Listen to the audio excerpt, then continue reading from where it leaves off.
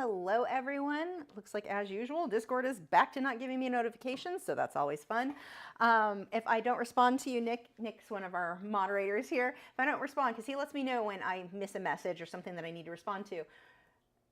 Usually in Discord, just text me because apparently that's an issue. Okay, tonight we are going to be drawing a bald eagle in pan pastels and colored pencil. So I've already got my eagle drawn out on a piece of Inktense MeWe. This is on the smooth paper, and I've used transfer paper or tracing paper. So I traced out my eagle how I wanted, and then used transfer paper to transfer the image onto my paper, which I can't see that well because that white was not showing up on how light this paper was, but it gives you an idea of how to do that. Okay, anything before we get started? I don't know. I was running late because I forgot to charge my microphones till like 20 minutes ago, and they really should probably charge for about an hour. So yeah, hopefully I don't die during this. We'll see how that goes. Let's see. Also, Art of Raven D. Oh my gosh, going through, I was at a race earlier. She was letting me know all of the posts on Patreon of old reference photos that I normally delete each month that I missed. And I was in a race. She kept messaging, you forgot this one, you forgot this one. I'm like trying to delete them as she was going. It's kind of funny because she's in the chat right now. So just reminded me of a little while ago, I was in a race against her on deleting the stuff that I missed. So, okay. So I've got my pan pastels here. Now I've got the set of, what is this, 20? So it's just your basic set. And honestly, with this set, you're able to mix pretty much anything you could possibly need. I've never felt the need that I need to go ahead and get more colors. I mean, they have a huge selection of beautiful colors, but I never really felt the need. This set has been wonderful. So if you're looking at these sets and thinking, oh my gosh, there's so many colors, it's going to be too expensive, just the set of 20, and they last a long time. I've been using this same set for years. If you can see, let's see if you can see it on this one. This is my white. Okay, it's super overexposed, but you can see the little hole in the middle there. Like that's as much as I've got. Like, actually, I do need to replace this soon, but it's been years. It has taken me years to get to this point. So these really do last a very, very long time, as long as you're not caking it on overly thick. As usual, if you would like, if you are in the US and you want to bid on this eagle, the link is in the video description, or just head to lachri.com, and then the link there is there on the front page. Let's see, we have, yeah, I think we're good. So I do want to have a somewhat dark background. I really want this to be kind of close to, what was it, the barn owl we did recently? I loved how that came out. Oh, I do want to really quickly though, show you guys, I know last week I kept commenting on how the reds in that impressionistic, the palette knife painting with the flowers, it just did not look good on camera. I wasn't kidding. Here's the photo. Look how vivid these colors are. I finally took the photo. That is what the original, or what my actual painting looks like. So the person who won this, I'm still setting that, you know, letting it dry, and then I've got to sign it and put varnish on it. But it is probably dry enough I can varnish it. I had it on so thick, I just wanted to really make sure before I smoosh it in cardboard to get ready to send. But yeah, those colors on there, completely different than what they looked like on the live stream. The colors are just so bold and so pretty, and I love how it came out. Also, we have starting off the night from Kirsten, said, for those good doggos. Let's see. I don't know. You boys think you're good? Do you want a super chat? I've been working with them the last few days. Gibson he thought he was in charge. And when Gibson thinks he's in charge and you try to make him do something he doesn't want, go boys. He screams. Like in this case, he was outside for his last potty of the evening at 2:30 in the morning. He wouldn't go. I went to get his collar to move him, and he started screaming. I was nowhere near him. 2:30 in the morning. It sounded like I was ripping his leg off, and I was nowhere near the dog because he didn't want to go where I told him to go. Oh, it was one of those nights. It was a huge thing. There's that was a very long story. That's the very short version of how Gibson's behavior was. That, yeah, you've been bad. Lay down. Go lay down. So now you'll see me be a bit more strict. Gibson, down. I'm going to sound meaner than usual, because we're not playing that game right now. Don't make me get up and remind you, basically snap my fingers in his face, but it's not that bad. But yeah, so there's a reason, just so you're aware, Sighthounds, can be very, not can be, staghounds are horribly, horribly stubborn. And sometimes you get one like Gibson that thinks he is the boss. Like, all it takes is him telling me he wants to play and wants his butt scratched. He loves having his butt scratched. Or telling me he wants to eat now, telling me, and I think all that's cute because like I want to just give him whatever he wants. The problem is then he's like, also you're not going to tell me what to do. Like, I'm in charge. I control what you do, and you are not I'm going to scream at 2:30 in the morning so that your neighbors probably are going to call, not CPS, what is it for animals? Animal control. It was so loud. It was so bad. I was so embarrassed. I'm like, please don't wake up my neighbors because I walked towards you and you didn't want to move. So yeah, that's, look at that face. He's, okay, you can't tell. He's looking at me with it. Yep, I did that. I'm a bad dog. So yeah, anyway, that is the story of why I will be a bit more firm with the lay down quickly thing, because that was one of the first signs of him not thinking I'm the boss dog is, I might or might not lay down when you tell me to. And normally I'm like, yeah, whatever, close enough. But yeah, that's like how I get him back under control is basically we go through exercises of lay down, come when called, lay down, come when called, just kind of reaffirming, you have to do what I tell you to do. So that is the dog, the bad Gibbs. He's looking at me. He's so pretty. He is just like, I will do what I want. I wish you could see from the angle I'm seeing him at. I don't think it shows. You can kind of see he's sitting up now. His head is off. Wait, can you see? There we go. Yeah, he's just sitting there staring at me like, I'm the boss dog. I don't have to do what you say. Anyway, no one cares. Moving on. Let's get back to the artwork. Yeah, and I'm going to do whatever I want dog. That's how my Italian Greyhounds were, but you know, they're this big. They're not going to do that much damage. Him, on the other hand, like snapping at the air when I went to get his collar and pull him. He didn't try to bite me, to be fair. He wasn't trying to bite. He was turning his head and snapping, like letting me know, no, you're not telling me what to do. I am not going where you tell me to go. It was like, oh my God, why are you doing this right now to me? So anyway, that is why if you're like, why are you being so much more strict with him and trying to make him lay down faster? That's why. We're going through a training thing right now. So yeah, he's actually doing very well though. I'm just wiping off my pan pastel sticks. So these are the same ones I used last, 2 weeks ago or so. They're very dirty, but it's all the same colors I'm gonna be using. So what I like to do is have one that's really dark, one that's kind of a mid-tone, my detailed stuff, and then the lighter one.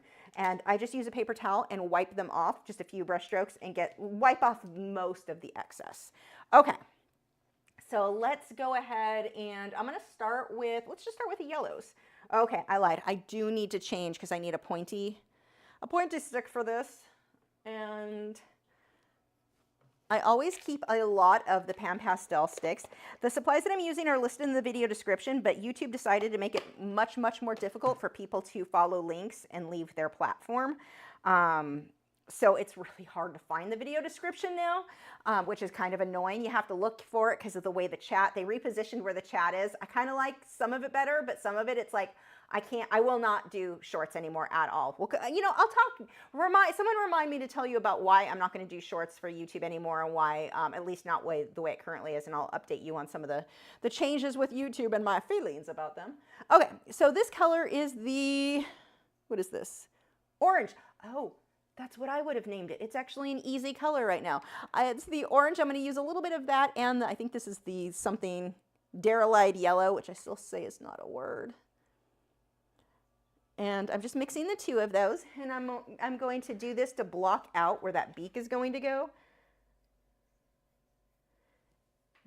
Now, I don't need it perfect. I just need close, because I can fix a lot of stuff when I come on top with the colored pencils. Now, I don't put this on super, super thick. You don't really need it that thick. And I just mix, you can see right here on the palettes, and mine are pretty messy, but right on the pan pastels, on the palettes, pan pastels, whatever the words are, you know, the words. And it's okay that you get some of the other colors. It really doesn't make a big deal. Make a big deal, make a big difference. Oh my gosh, I'm terrible with the words right now. Let's get his eagle lips in there.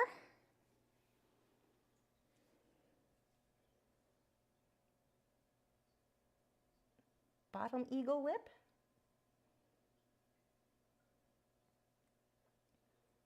This is going to look really funny at this stage.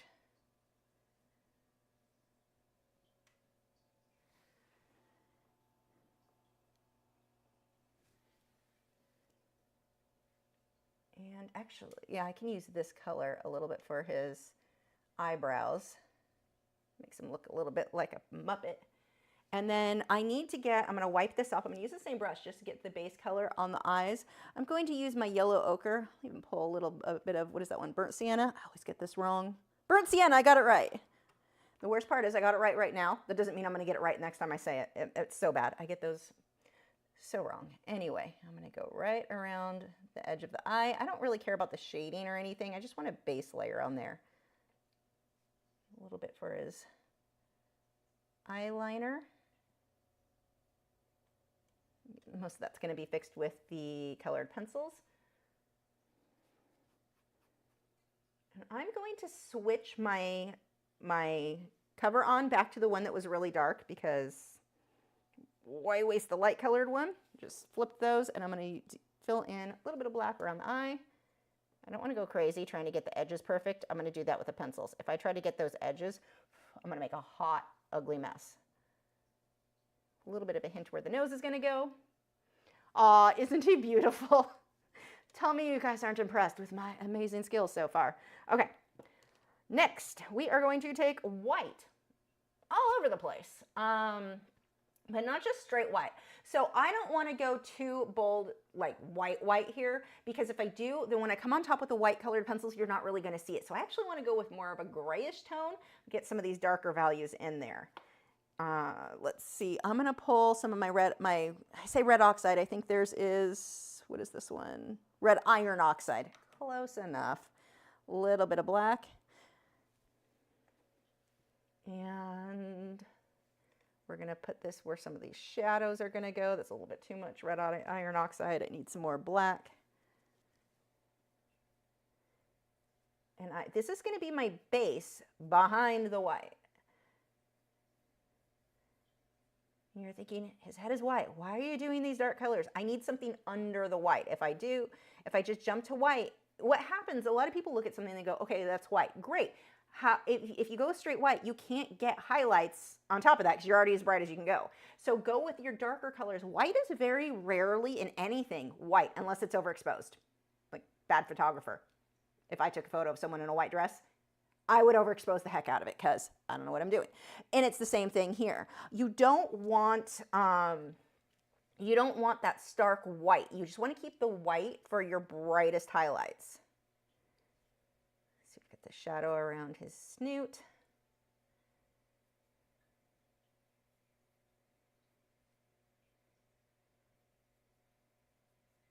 Also, did I say thank you to Kirsten for the puppy treats? Because I may have just gone off into that tangent without saying thank you, because that would be terribly rude. So if I didn't already, thank you. Okay, we've got a decent shadow. If you're unaware, if you're new here, whenever we get a super chat, it gets a treat for the greyhounds.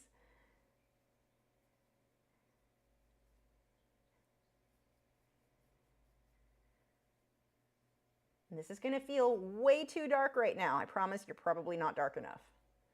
It would actually be really hard to go so dark that you couldn't fix it at this stage. I know some of you are going to take that as a challenge.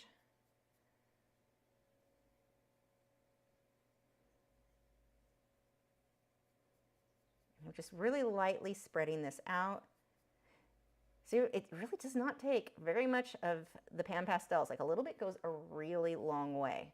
Now I'll build it up a bit thicker when I get into the background where I want it to be a lot darker.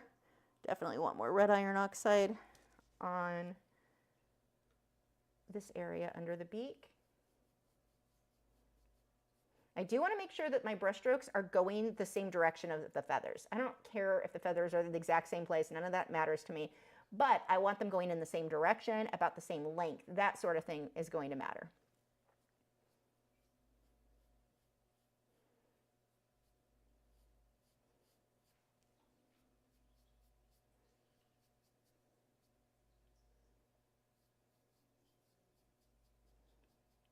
Just lightly going around the head here. I'll pull white right over it later on.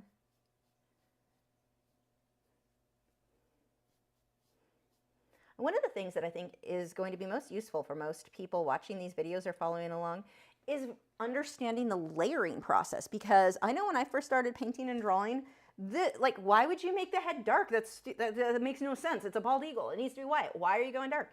I remember watching a tutorial, or not a tutorial, I was reading a book. It was an art book, and it was a fox, a white fox. And the guy painted him dark blue. And I'm like, what are you doing? He's a white fox, but you have to do that base color, those base dark values first, so that the white has something to show up over your highlights, basically. Okay, and then as we get down here, we get really dark. I'm going to get some water in first, though. Okay. So I'm going to start here and then go ahead and start working into that background. So we've got black, still red iron oxide. So red iron oxide, which would be like red oxide is typically what I just call it. That's what it is in my acrylics. Red oxide and black mixed together will give you a really nice rich brown. Whereas I think the brown in this set is that, isn't that raw umber? Yeah, raw umber is kind of a muddy, neutral-ish brown. It's not super rich. If you mix you can do your burnt sienna or red oxide and black, and those will give you that nicer kind of chocolatey, like rich brown, depending on how much of each of those you add.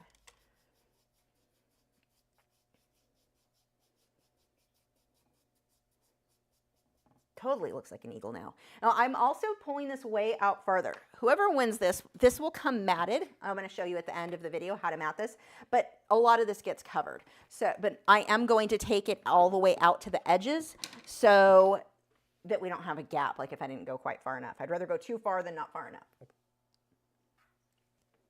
So now I'm going to start pulling black in this area that's much darker.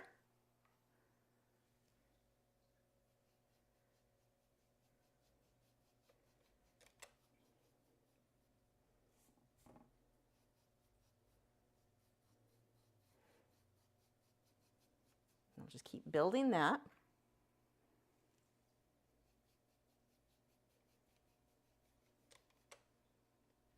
I'm going to even pull some of these darks a bit more around his eye too.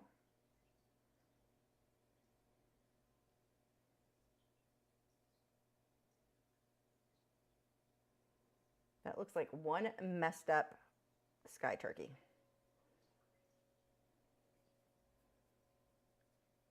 I like to point out the bad stage because I want you to really understand it's normal and it's supposed to look bad.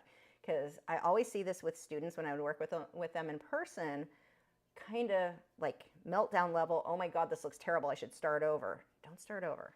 It's supposed to look it's supposed to look like this. I promise you. It's kind of funny because it's really scary. So I've got some black, I've got some burnt sienna, I've got some red iron oxide. We're just gonna give a nice soft background here.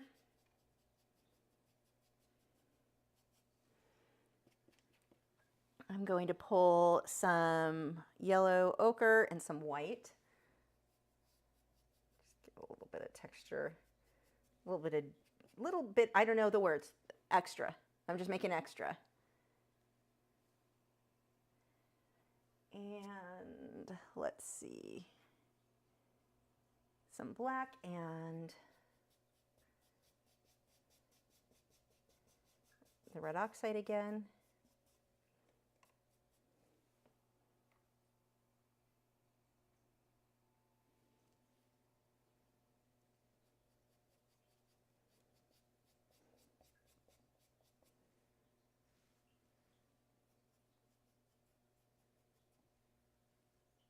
This is hilarious. Okay, I'm going to take a bit of, now this, you don't have to use this if you don't want to. This is the Pan Pastel, the colorless blender. This stuff will just smooth out my background a little bit. And I'm just going to use the same brush. And I'm just lightly, see, it just gives it such a soft look.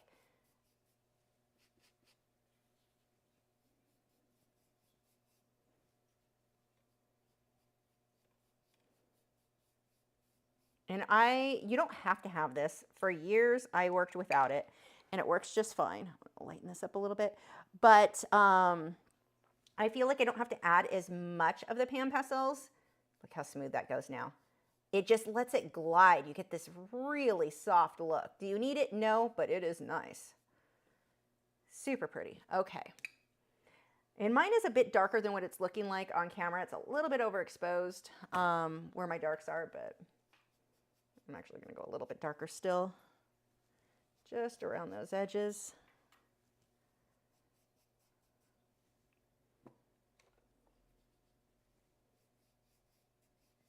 Still using the colorless blender there.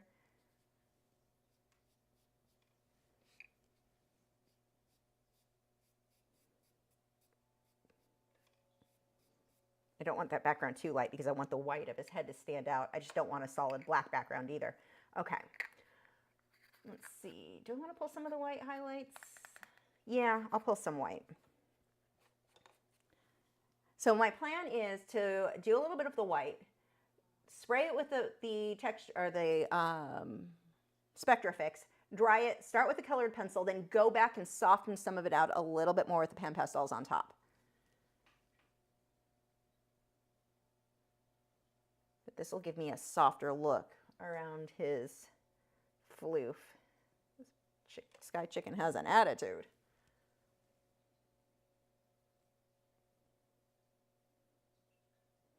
I can sharpen some of these up with my pencils, but this will give me that really like super soft start. I want the edges to sort of fade into the background. This all gets chopped here. You're actually not going to see that.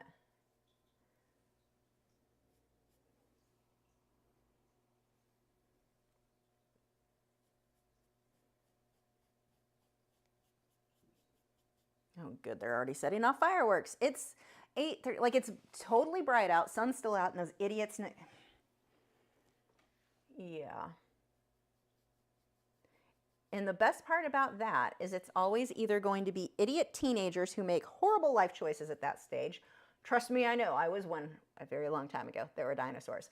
But that or drunk adults. Like, you don't get responsible people out there playing with personal fireworks. It's so, in this area with these houses are damn near touching each other. So it's like so frustrating that they go out there. They're not legal in this area, but they do it anyway until they get fined.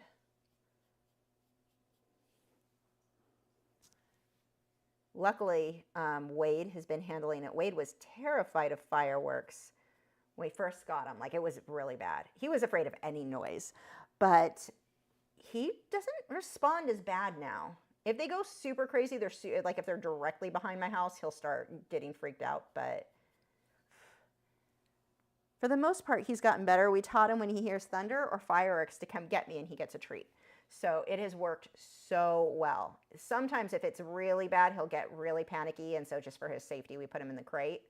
But because he'll start trying to force his weight under furniture and stuff, and if he knocks that over, not going to be a safe situation for anyone involved, including the furniture, because he's kind of big. But yeah, he's done really, really well over the years. Like, he's gotten much better. He didn't even respond to the one that went off a second ago, which was kind of surprising.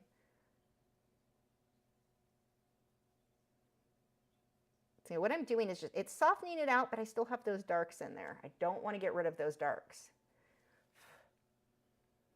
I do want to get a little bit more of a dark color in the beak while I'm at it.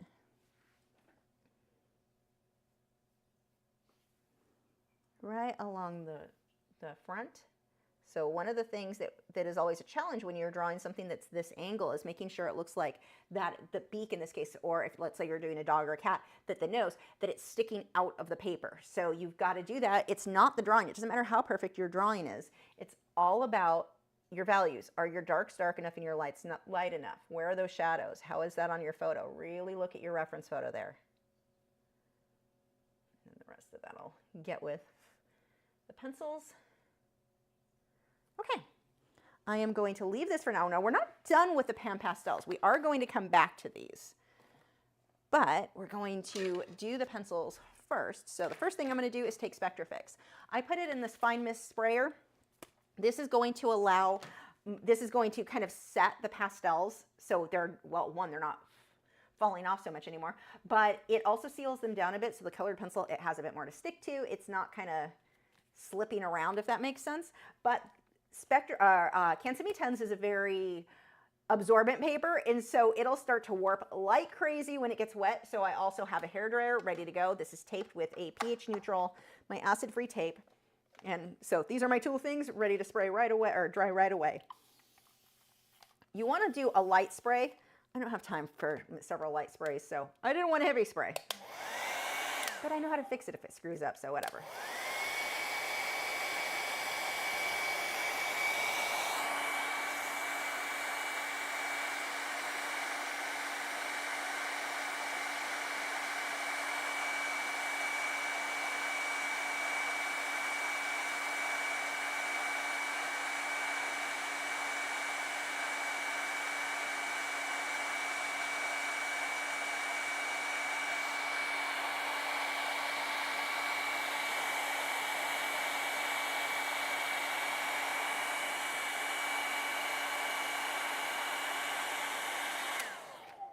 Okay, tape is already coming off there.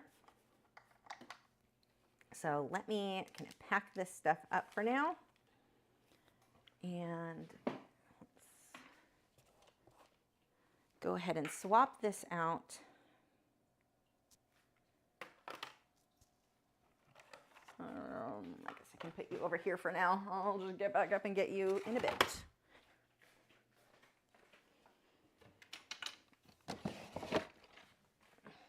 So I'm only going to pull out just because I'm lazy. My Derwent Lightfast and my Polychromos pencils out. Caran d'Ache Luminance are one of my other favorites. I'm just too lazy to grab them right now.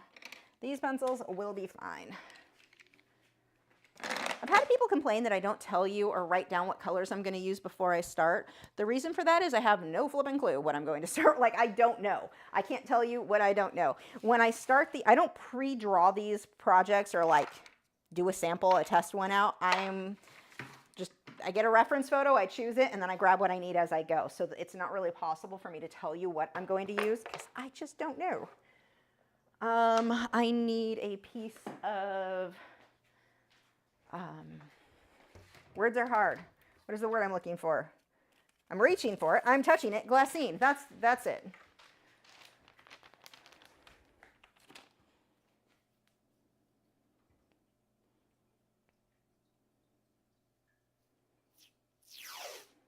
Not that much tape. So the glassine is going to allow me to rest my hand on the work without getting the oils from my skin on it or smudging anything. And I am going to start, I'm going to start with the beak. Well, no, I'll start with the eye and then go into the beak maybe. Doesn't really matter what you start with. It's whatever you're in the mood for, basically. Okay. And glassine is a pH neutral. It's acid free. You can leave it permanently on your artwork. Like I keep it in between when I stack in a box a bunch of different pieces. I will put a piece of glassine between each of them. When I ship work, I always wrap it in glassine so it's never actually touching the cardboard, like the shipping stuff, because that's not acid free. So this stuff is amazing. And you can just get a roll of it and rip a piece off as you need to, or they sell it in sheets. It just depends on what you want to go with there. Okay, let's see, what do I need? I'm going to need black for sure. I'm going to need white. I've got champagne from the Caran d'Ache Lightfast, or not Caran d'Ache Lightfast, Derwent Lightfast. I'm gonna need some more yellowy tones. And for that, I wanna go with my Derwent Drawing, just because those are gonna be more pigmented, or more opaque. They're gonna show up a lot better on the paper. I'm going to use, just because I've already got it out, may as well pull it out for the beak. I've got amber in the Derwent Lightfast. And let's go with sandstone and Merlot. Whatever. I don't know. I need purple. Deep rose. You're not purple. I need purple. Where did I put that? Nope, you're still deep rose. How dare you not change in between me putting you down and picking it up again. Where is my purple? It must still be over here. Yep, there it is. Okay. The only color that I have right now in my Faber-Castell, I've got my Caput Mortem out, because always, and my black. So I'm going to start with the black. I need black. I want white. I chose white with the Caran-d'Ache Light, or Caran-d'Ache Light Fast. Derwent Light Fast. Actually, this one I think is Arctic. No, this one's actually Light Aqua. It's going to look the same on this. Maybe. It might be a bit too much of a bluish tone, actually. As much as it's close, it might not be quite close enough. Usually if I do like oyster white, or what was the other one? I can't think of the other one. There's another one, Arctic. They're so similar, you really can't tell the difference. But I think mine are near out, and I need to buy some new ones. So oyster is what I'm going to be going with tonight.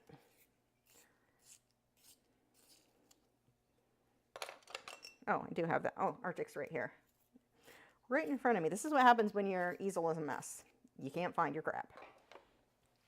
Okay, so let's start. I'm going to start with a little bit of the highlight on the eye just to make sure that stays put. Worst case scenario, I can use Touch Up Texture Titanium White Mixture from brushandpencil.com to pull that back out.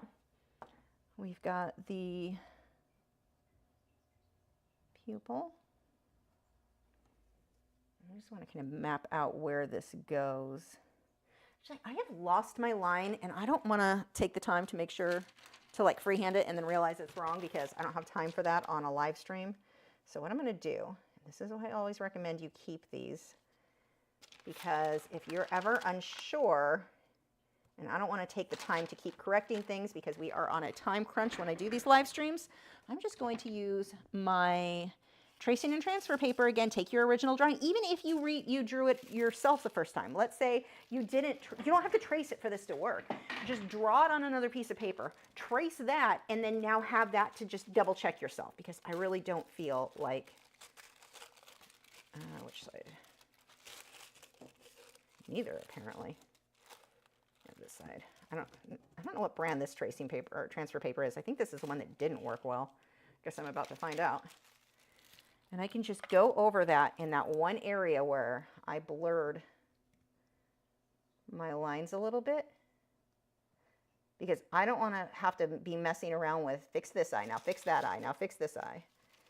Oh yeah, that's not even, wait, I didn't try, hold on.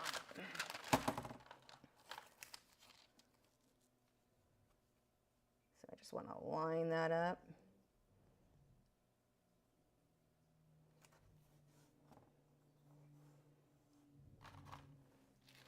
And this transfer paper is not working, so let me swap it out for another piece. Come on, Cher, over the carpet. You can see, look how much this has been, I don't know if you can see all these smudges, like this used to all look like that corner. I have used this piece for years.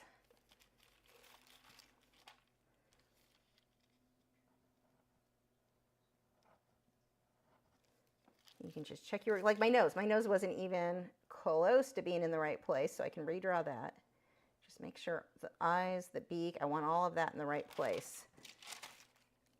Yeah, those were really far off. I smudged it a lot when I did the pan pastels. Okay. Now let's see if I can see where my lines were. So you're actually supposed to be way over here.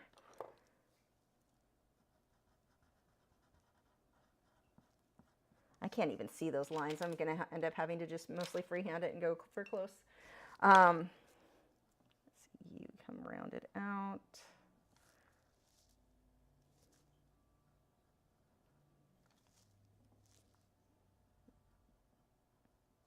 I'm going to have to focus a little bit more on that reference photo. Normally I can kind of talk a bit more, but when I'm drawing stuff, I have to put a lot more focus into it. There we go. That maps it out pretty well.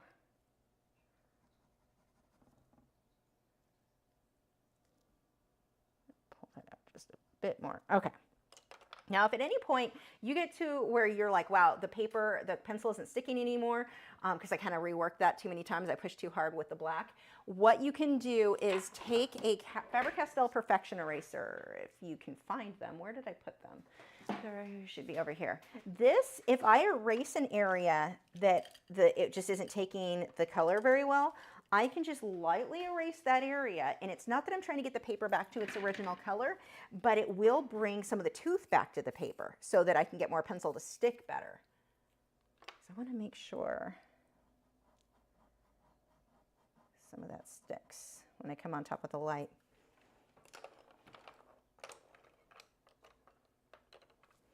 So this is my yellow ochre.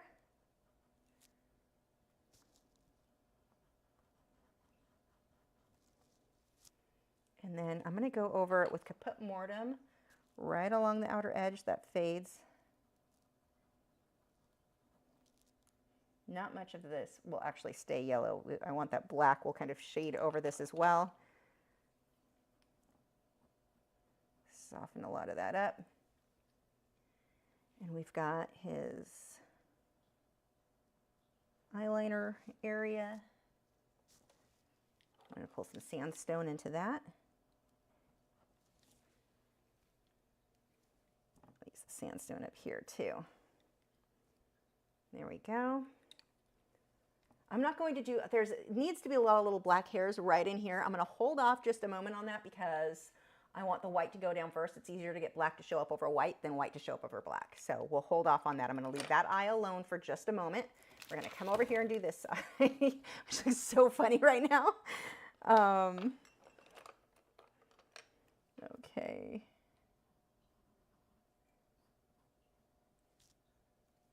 This one has a lot more drawing I need to do.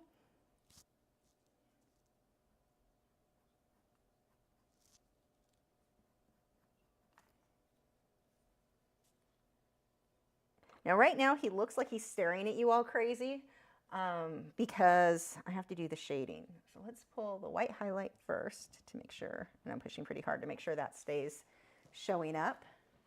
I actually have to pull this out as well. That pencil needs to be sharpened.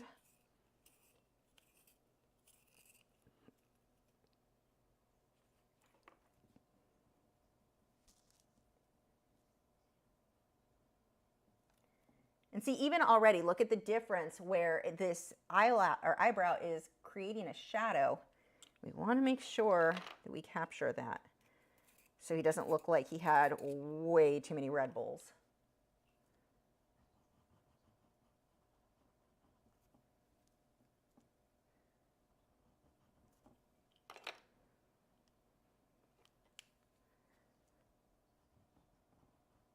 Going over that with sandstone because it was a little too yellow ochre-y. Who would have thought yellow ochre would come out being yellow ochre? Okay, let's get some of these shading areas under. Already, what a absolute difference. We've got some highlights in here.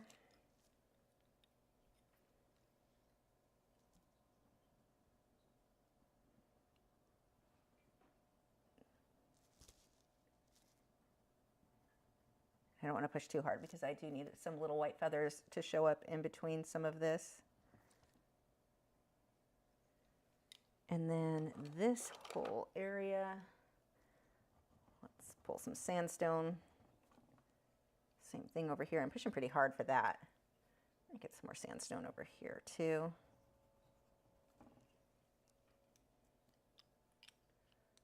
Okay, now I can start working around the feathers. Actually, I think I'm going to skip ahead to the beak. I'm going to leave the eye area alone and move ahead after I get a drink of water. And this is definitely going to be one that takes me a little bit longer than 1 hour. So we've got his sky turkey lips. Just going to get the line there. We've got a line here. I'm going to use my Caput Mortem for the shading on the underside. I don't want to jump to black, especially when you're shading anything with yellows or oranges.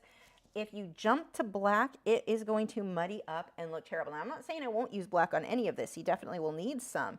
But normally, I want to avoid black whenever possible when shading yellows and oranges. Use Caput Mortem, use purple, use violet. Those are going to be much safer bets. They're going to typically look a lot better. I'll use black for my darkest area. So like here where I'm shading out around the lips. Yes, they're lips. I'm using Caput Mortem. And then I can come through with black or darker colors as I need to and to build up.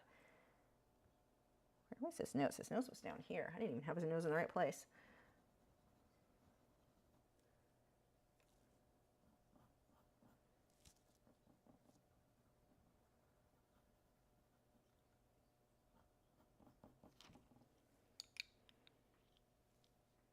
Let's see, we've got black.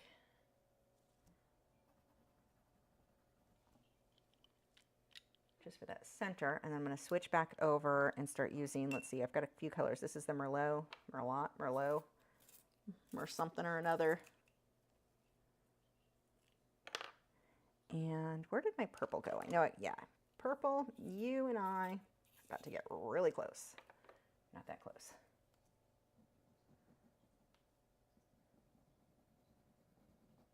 So this is the Derwent Light Fast Purple, which is on my absolutely must-have list when it comes to colored pencils. Like, even if you don't want this full set, this is a color, this one and the Derwent Light Fast Nightshade. Those are just, you're going to use them so much.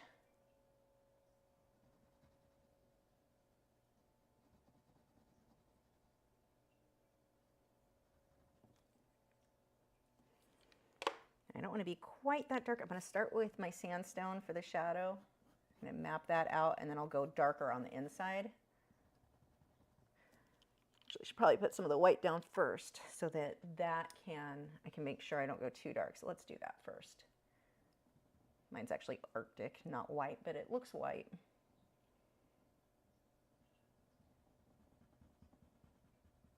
And I'm pushing a little bit harder than some of those other pencils.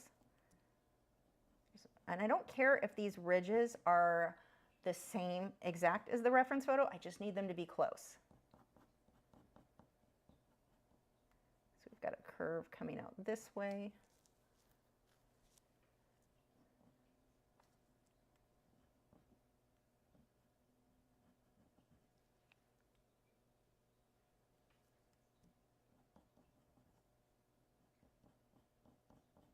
And they kind of, we'll do some cross hatching back and forth on some of these.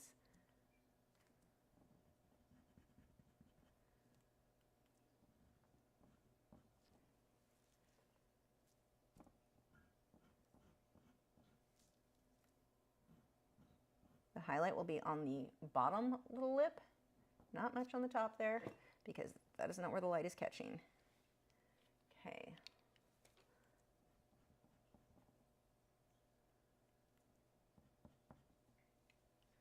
Now let's start building up to those darker shadows. I'm going to use my Caput Mortem. I'm not pushing hard here. I don't want to go all the way to the tip. It's more just in that center, and notice that this is slightly curved. I'll push a little bit harder as I get out here because it's much darker. We've got some shading right on the outer edge of that beak. Sorry, lips. I'm going to be incorrect. I should continue being incorrect for the whole video.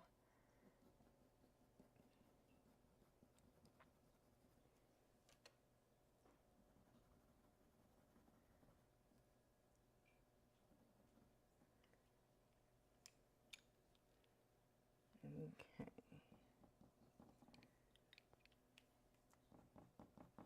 A little bit more cross hatching in here just to break some of that up.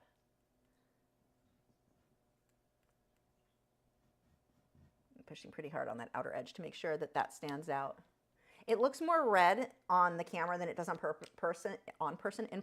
This is actually more like a brownish tone. It's not nearly as red as it's looking. Oh, you know why? Because last week I was trying so hard to make it look red. I bet I need to fix that camera. Hold on. I'm pretty sure that's why it looks so red. It's probably oversaturated. Yeah. Let's see if I can just make it as close as possible. Yeah, that's not a big difference there. Oh, a little bit. There we go. Yeah, that is better. That looks strangely accurate. Like, wow, good job, camera. I'm impressed with you for once. Okay.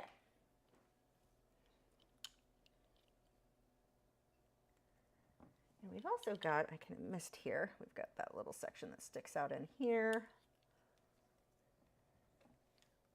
Okay, I'm going to leave that alone for now. We'll come back and do touch-ups as needed. Although I do need to get dark as we move out.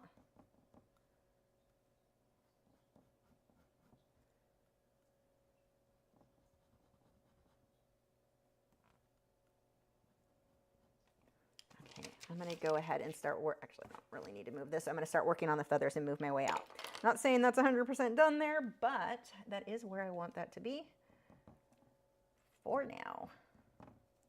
And this I am pushing pretty hard. This is the Derwent Lightfast. This one's Arctic or Oyster. Oyster, it doesn't really matter which. It's all going to look the same at this point. Oyster, white, Arctic. I think I used up all my whites. And I'm not trying to make these look exactly like the feathers. I'm getting them going in the right direction, about the right length. That's what matters here. I don't want to fill everything in. I need those dark colors. The reason we let his face be so scary dark earlier was so that this part would show up and look amazing. I'm going to fill some of these in a little bit thicker so they're not just lines, so they're more clumps.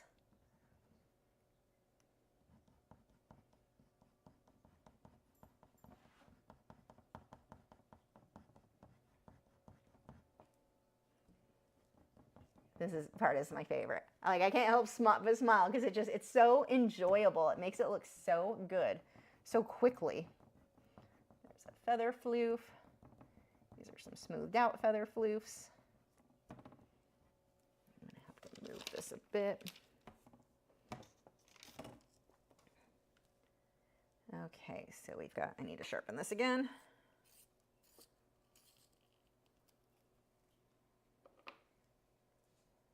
Oops, or break the tip of my pencil. That works too. Little teeny hairs. Watch the direction. And you've got sort of rows. So look at right here. We've got this clump. Then it skips and we've got another clump over here, a row that comes down. So we've got this dark patch. These are the things that you want to watch and you're making sure that you're leaving. I can come back through with black where I need to. This is pretty dark in here. The eye, here's another thing. You may be tempted to try to define this area of the eye. Don't. You can't really see it that clearly in the reference photo. Let it just softly fade into the black. Don't try to force detail that you can't see.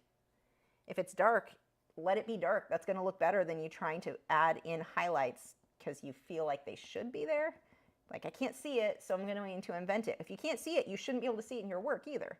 Don't try to force that. It will come out very weird. Not in a fun way.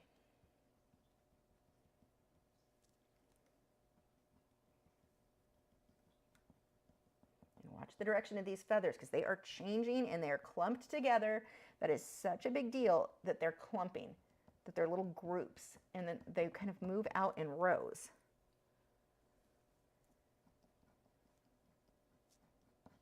This is not solid black. I'll need to come through with some mortem or brown or something in between a little bit there.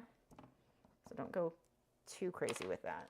I'm going to use sandstone, just a little. And this is softer. So this is going to look really harsh right now. This is one of the areas, because it's more out of focus, that I'll come back through with my pan pastels and soften some of this up a bit to make sure it stays nice and soft after I get the pencils in. If you're a member over on Patreon, if you followed along with the cat pan pastel and colored pencil lesson recently, that was something that I did where I went back through after and softened a lot up. Because just with the pencils ends up being a bit too harsh sometimes.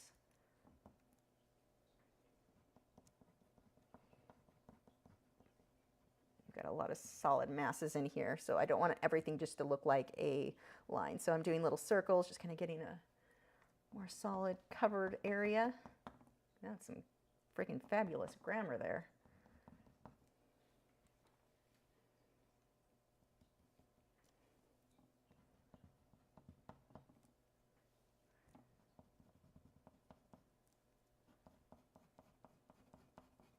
I'm pushing pretty hard with this pencil to make sure that white is really white. feathers start getting a lot longer in here.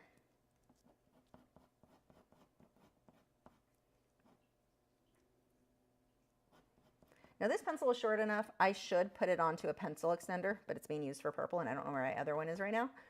But that would be a good time to have a pencil extender. My favorite are definitely the ones by Derwent. The Derwent pencil extenders, you can see it's just comfy to hold. It's really comfy. Some of the other pencil extenders I have, they have this weird ridge around the end. It pushes the way I hold my pencils. It ends up pushing on like my knuckle weird. It is not a comfy experience.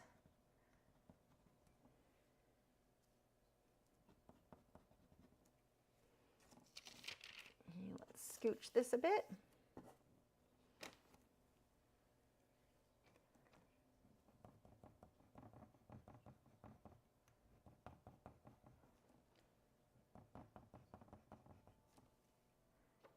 Sharpen that pencil.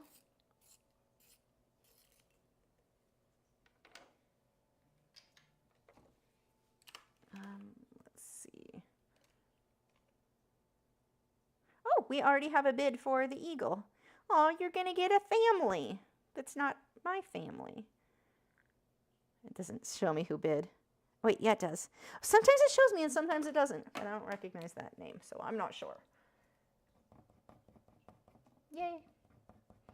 Good job, buddy. You're getting a happy home, I hope. I'm going to assume.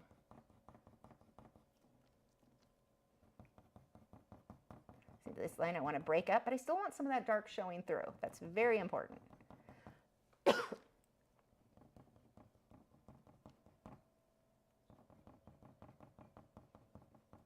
Make sure these are overlapping, but I don't want them to look like a bunch of individual hairs. They're actually kind of looking like individual hairs right now. The Pan Pastels will fix that, but we were also wanting to overlap some a bit more. This all gets covered by the mat, but still I'll fill it out just. Okay, this is in, let me get it, move that tape. You are not in a convenient location. There we go. Okay, let's get in here and work on the area around the eye a bit more, or the inside. So we've got teeny tiny little feathers. Watch the direction. Almost little dots when you get into these super short feathers. Just little dots. And then you'll do actual pencil structure, pulling the pencil as you move out. Make sure you're lifting the pencil in between every single stroke. You don't want to hold it down and go back and forth and make an ugly zigzag. Lift it between every single pencil stroke. Unless you're doing like little circles and you're filling in a more solid area. But do not get lazy. Trust me, I know, because I do it myself all the time, and do zigzags. It just creates more work for you to have to fix later on.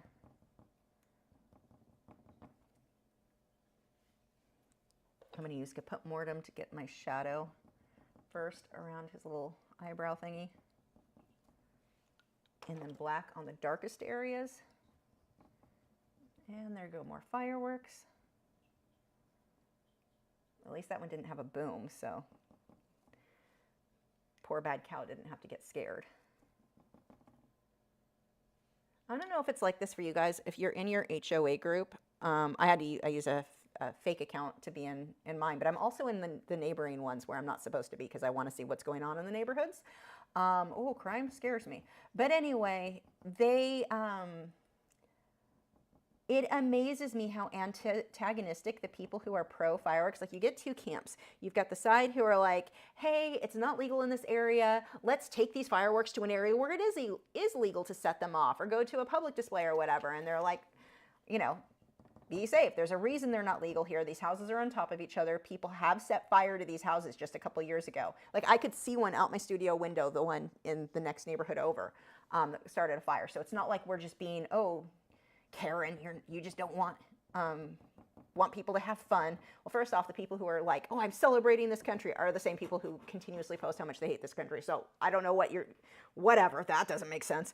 But also, like, you just like to destroy stuff.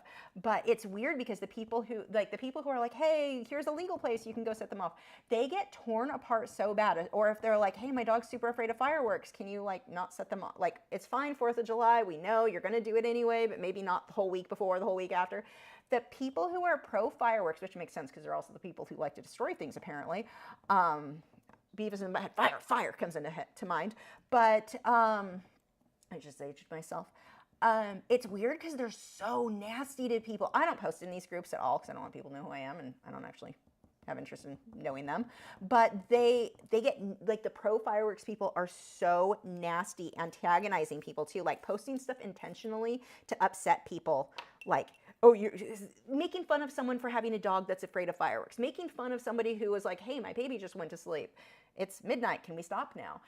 Like, they're so nasty. It is shocking to me. Like, is my neighborhood the only one where the pro firework people are the nastiest? Like, they treat everyone so nasty, and the people who are like, hey, it's not legal here, are usually super friendly, super nice, trying not to upset anybody, but also, hey, it's not legal here. Please don't burn down my house. That's my biggest issue, is please don't burn down my house. But yeah, it's shocking to me how inconsiderate they are. Like, it's not even like, oh, we're just going to agree to disagree. It's like you're being so mean to people who are like, hey, could you please follow the law? Because there's a reason it's not legal here. Because you set up houses on fire 2 years ago. Is it 2 years ago now? It's either 2020, I think it was 2021 or that they set the houses on fire. It could have been 2020. I'm pretty sure it was 2021. May have been both, actually. See, now that I'm getting the feathers built up, and I'll still make him, he's not going to stay this scraggly. Actually, this is what I was talking about. This isn't zigzag. This is solid filling it in where I want it to be softer. Yeah, it's just always been weird to me that the pro firework people treat everyone else so, like, they're so disrespectful to everybody else. Like, weirdly so. Like, they're nasty to people up here. It's one of the reasons I unfollowed my own neighborhood group, because I got so sick of seeing how nasty neighbors would talk to each other. Like, why would you even, like, you know you have to live with them all year round. Why are you being nasty to each other?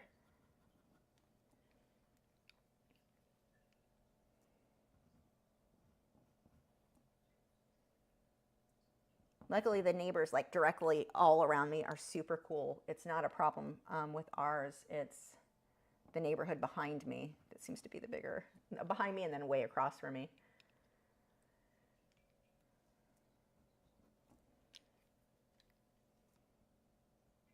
Just reforming this a little bit. We've got those dots again, and I'm pushing really hard to get these to show up. We get longer and longer as we move our way out. This actually should curve down a bit more.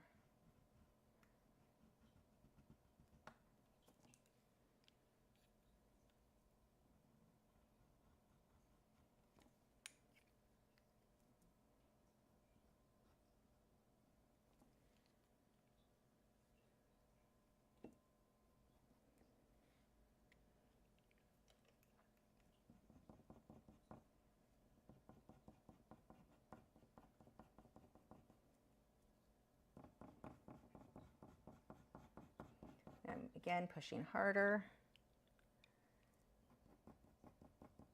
We've got some.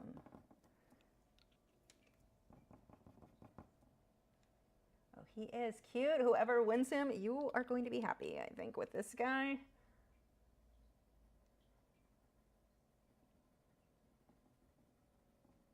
A little bit of shading there with the black.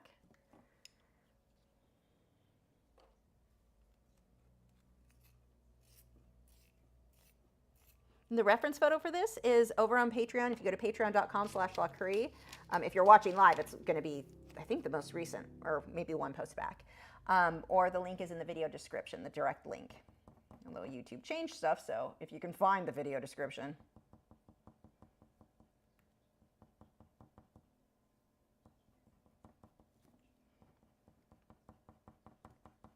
Just paying attention to the direction that these feathers go, and then here I'm going to fill in a lot more solid.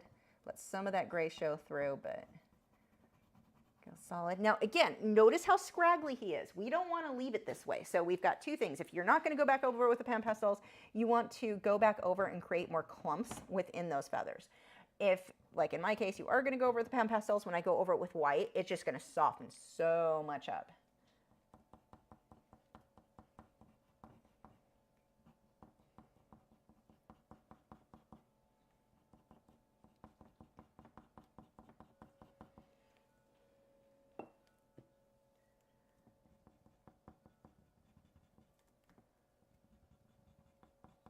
See how we've got these clumps? We want to leave some of those shadows showing through. Now we start getting these longer strokes here.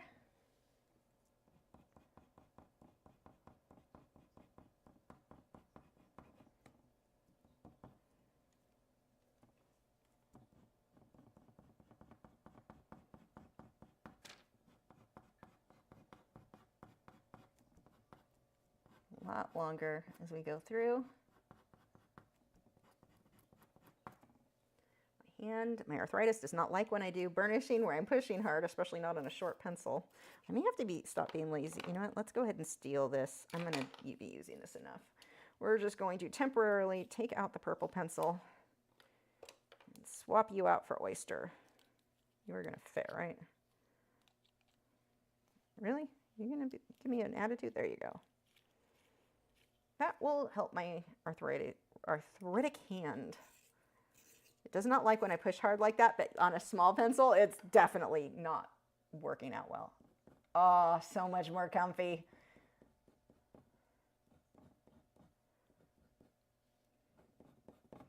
Wow, what a difference in my comfort level. Look what not being lazy can do for you.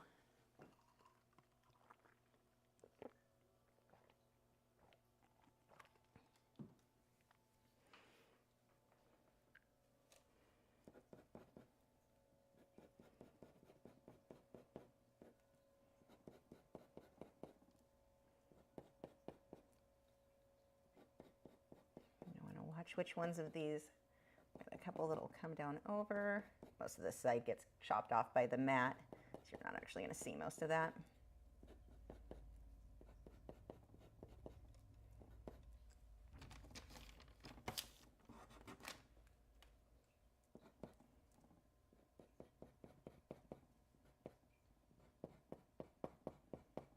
I don't care if these feathers are exact at all. I'm just going for kind of close in the shape. And especially down here, I'm really going to soften this out a lot. I'm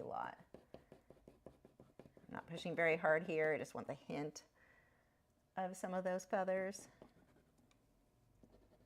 I'm going to go a little bit more solid on some of that.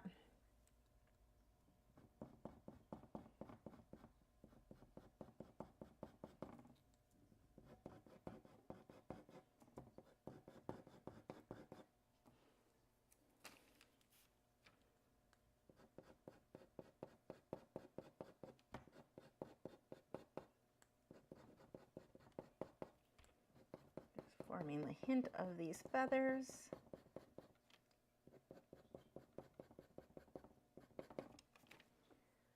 Give my hand a quick break.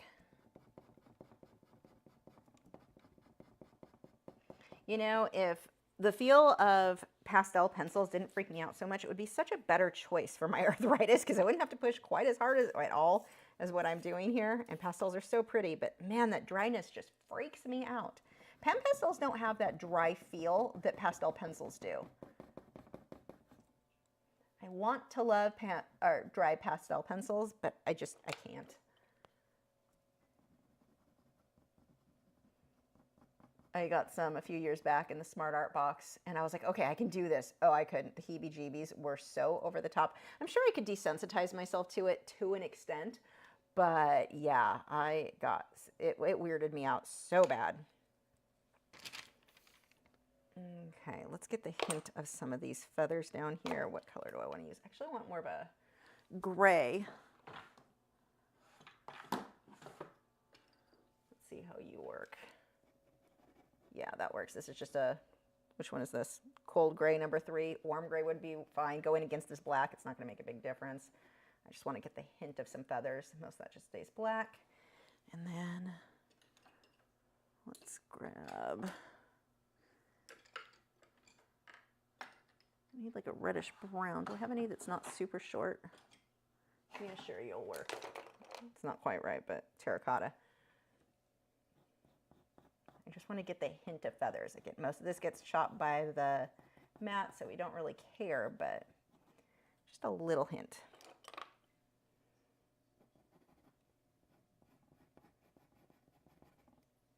Okay, now we've got a lot of little guys in here with the black.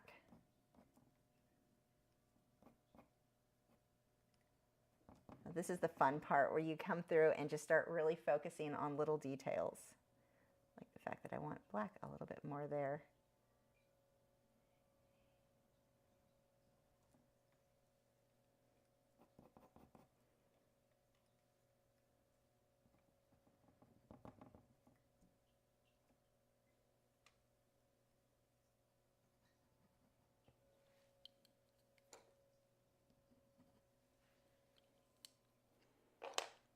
Where did the white go? There it is. And normally I would say if this would be a step where I would say, take a step back, go give your eyes a break. You've been sitting at the easel for long enough. Go take a break and come back and look at it with fresh eyes. That is always the safer bet. Even with me, I will always reserve the right. If I come back with fresh eyes and see something I want touched up a little bit, I might do that before I ship it to the winner. Just to make sure, and it won't ever be anything major, but it'll be just, I just want to make sure it's perfect for them. And this, we're just getting the hint. This isn't like over the top, super realistic. We've got the shadow here. We've got some black lines for the feathers.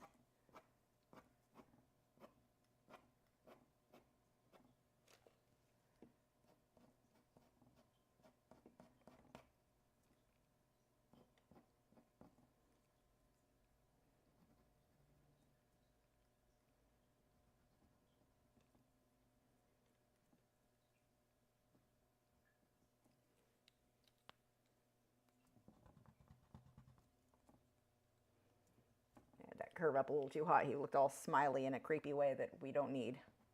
You're not that excited about the 4th of July. Unless you're hoping for neighbors to burn houses down. He apparently thinks that's hilarious. Okay, I'm going to take my pan pastels, soften it down, and then see where I might want to define it again with the pencils. After I get another drink of water. Because I was too lazy to make iced tea. Okay. Oh, my back is angry. It does not want to straighten out all the way. Sorry, give me just a second to kind of stretch for a second here.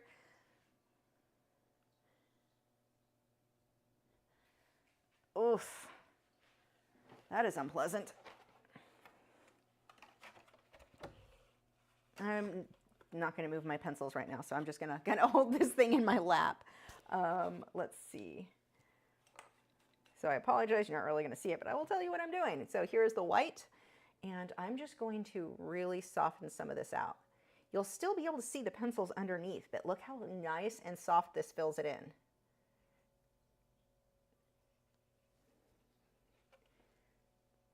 So he doesn't look quite so stringy. And I want this to softly kind of fade into the background there anyway.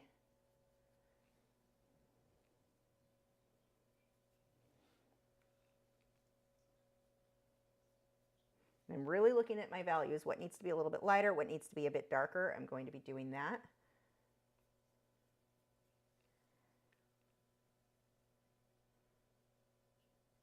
And you don't need to soften everything. I just want to soften parts.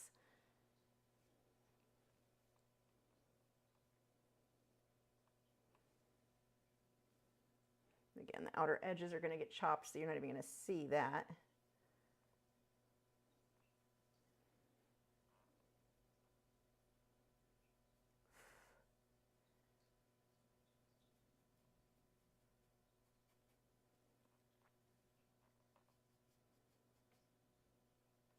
Look how nice and, oh, it's just so soft. It's so pretty.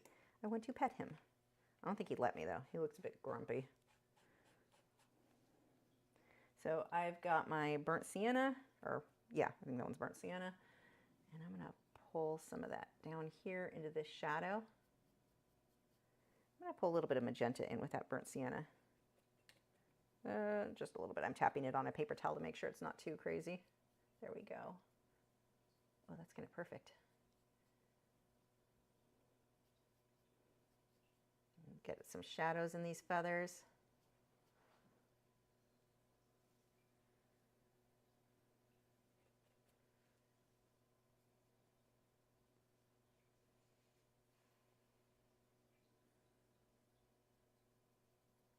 See how soft, like you can see the detail from the pencils, but it's now just this beautiful soft look.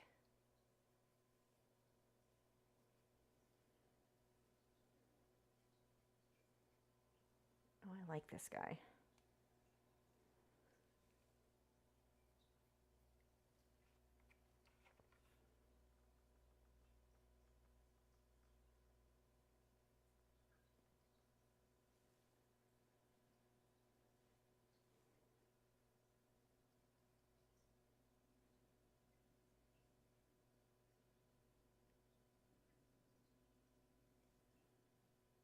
Okay, and I want to do a little bit more with the pencils again. I'm going to take some black right under. I don't know what part of this gets covered, so just in case, we'll throw a little bit more shading under some of that.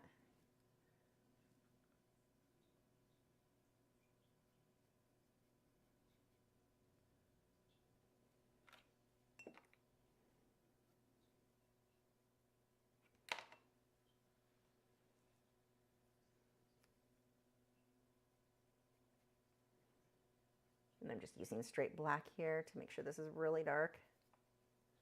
Oh, I saw that, Patty. 1 second.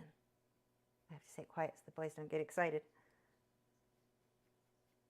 Although I think they're so far asleep, they probably aren't even paying attention to me at this point. Okay, you know, I could use a quick break anyway. Rest my eyes. That cow's looking at me. I think he knows something's about to happen. Maybe. Not sure. Do you boys want a super chat? Oh. Look, they don't, they're like, well, we're not sure because you've been making us say that wait till you say the word. Come. Say, oh, good boys. I apparently accidentally untrained them with the word super chat. They're now waiting for the word come. See, I'm telling you, I've been working with them for a couple of days now. Not as much with the bad cow, but for Gibson. We've been doing some work. I'm kind of impressed with them on waiting to make sure I said the right word.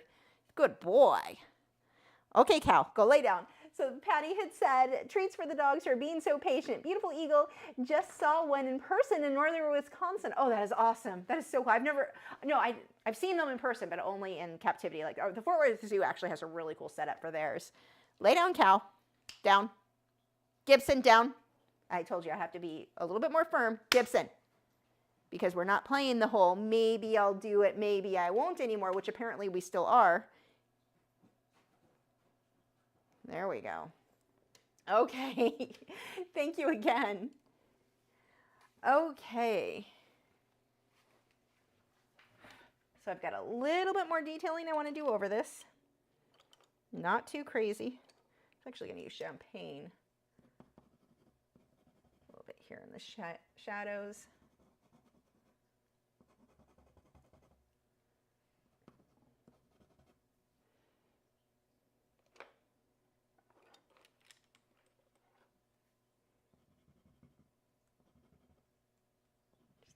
Few more being defined.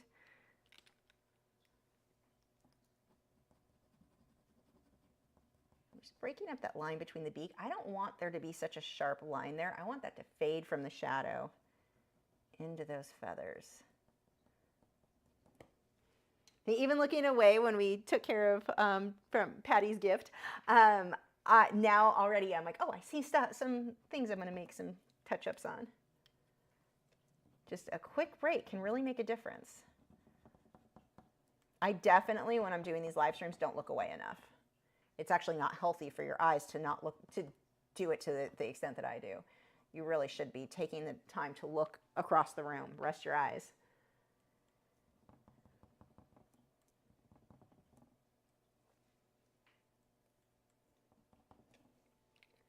Use some black right in here, and here I'm doing it in little circles, getting more defined shapes. I don't really want the heavier or the thin lines right there.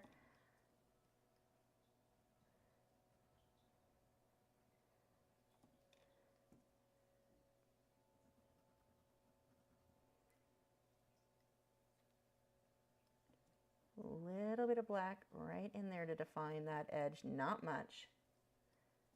Remember, we only really want black for the deepest little crevices, and that's where I've got the caput mortem right on the outer edge is where it fades out into the purple, or not the purple, the yellow. I know my colors, kinda. Unless it's burnt sienna, raw sienna, burnt umber, or raw umber. Definitely don't know those.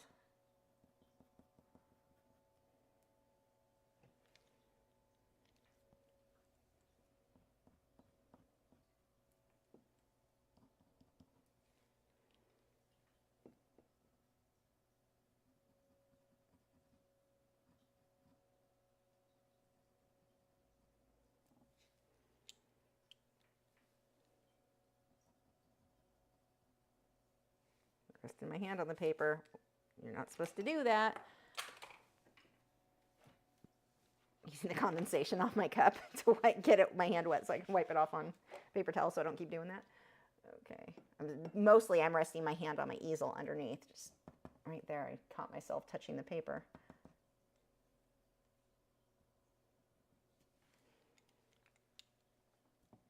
I need my glassine now. Where did it go? Did it fall on the floor? Oh, why is there a canvas down there? What is on that? Oh. And the fireworks are going crazy now. Like right behind my house. Effing lovely. Wade is not really responding. He's looking at me, but he's not even lifting his head. Well, you can see, like his eyes are open. He doesn't like it, but he's not flipping out, so good cow.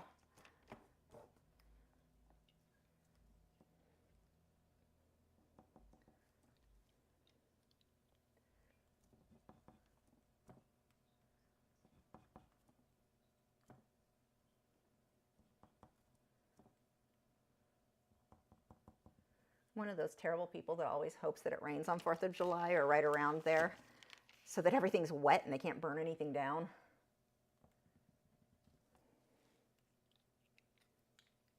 Terrible people, responsible people. It's kind of the same thing, I guess, in this case.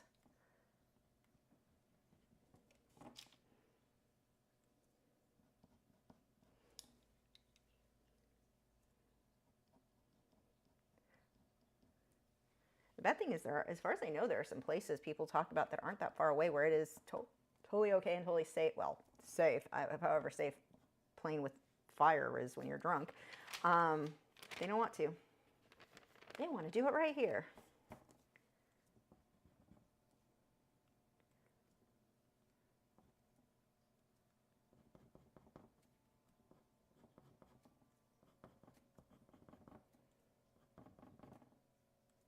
It's like becoming a 4th of July tradition on my channel is watch Lisa draw and complain about fireworks.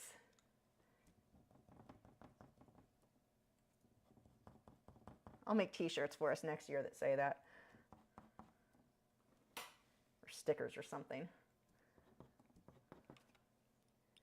I'm going to take some Kaput Mortem and just break up a little bit around the edges here. Now I'm just having fun. Like he's basically done, but I'm just having fun. This is such an enjoyable stage. And it looks a little weird with the way the camera angle is. I'll show you in this camera in just a moment.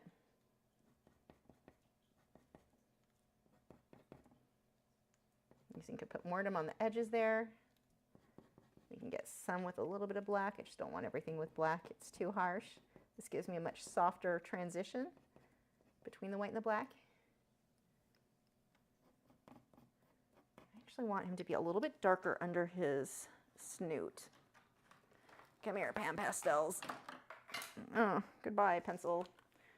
I hope you lived well. I'm sad for your demise. Actually, it's not Prismacolor. It wouldn't have a demise. It's okay if it falls on the floor. That was a Derwent. I'm just dropping everything. A Derwent drawing pencil, so we should be fine. If it was a Prismacolor, we'd be setting up the funeral.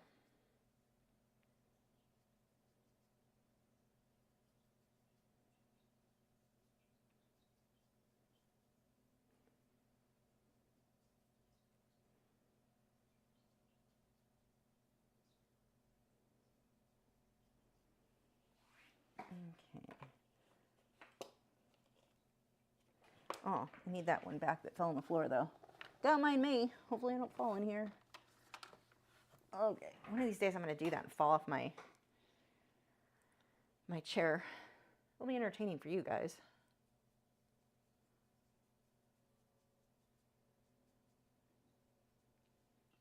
Oh, I like him. Okay, let me figure out where I need to sign it. Move this out of the way. Again, I reserve the right for whoever wins this guy. I may make some tiny little changes. Maybe if I look at, I may not need it. Right now when I'm looking at him, I'm really happy with how he looks. But sometimes I look at him with fresh eyes and think, okay, just a little change. Oops, why am I moving that? Just a little change. Let me just get all of this out of the way because I'm going to need this space to show you how to mat these. Getting the supplies for the mats. Oh, I may not. Well, it should be in the video description if I did my job right, but that's a huge if.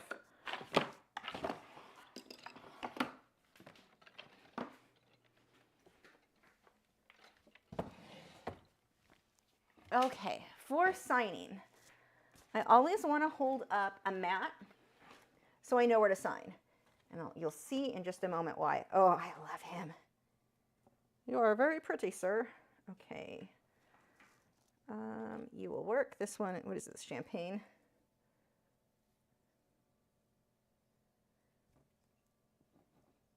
It does not show up at all.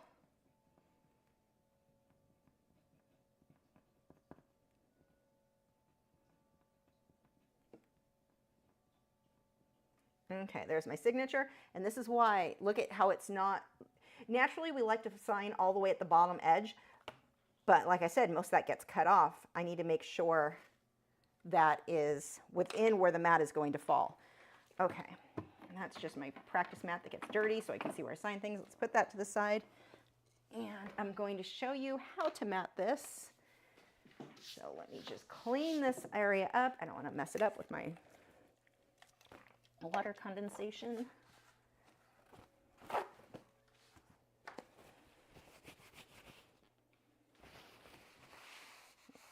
Dry this up, clean up my hands.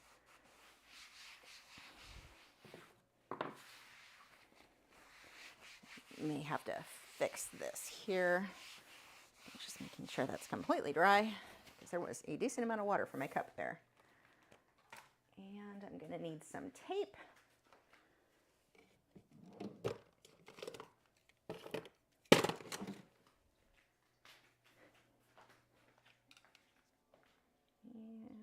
this camera, let me see what I need to adjust, if anything. So these mats, I get them from Golden State Art on Amazon. There we go. Actually, a couple things. You can get them in a big pack for fairly inexpensive compared if you were buying them all individually. The first thing I want to show you, when you take the tape off of this, let me shrink this in to make sure you can see it. I don't want to pull the tape in towards the artwork. So see right now, this would be pulling in towards the artwork. If it tears, it's going to tear into the artwork. You always want to pull slowly and away. And the longer that tape has been on the paper, the more it's going to have bonded to it, and the more likely it will be to rip it. So I'm very slowly pulling away. Now, if your tape starts to rip, or if you're even worried about it, just take a hairdryer and heat that up. When you heat it, the glue that's holding the tape on there will loosen up, and that makes it much less risky.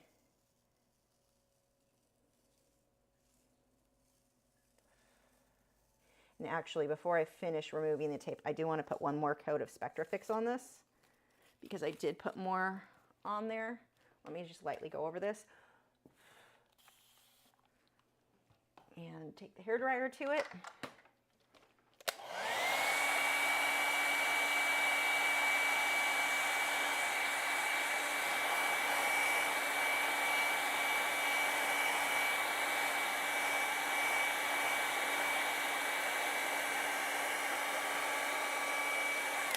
Now here's the thing with the Spectrafix. It's any fixative. If I were to wipe my hand across it, I'm still going to end up with the pastel all over the side of my hand. So you still want it doesn't seal it like it can't smudge, but it minimizes how much is going to fall off the paper over the years when it's framed. Because whenever you're dealing with pastels, if you can talk to framers about this, they will end up having below the mat, you'll end up with like a little bit of dust kind of on the mat. If, well, this is way too bright. Oh, hold on. Where's my phone? I forgot that one wasn't working. I have to control my lights right now for my phone for some reason.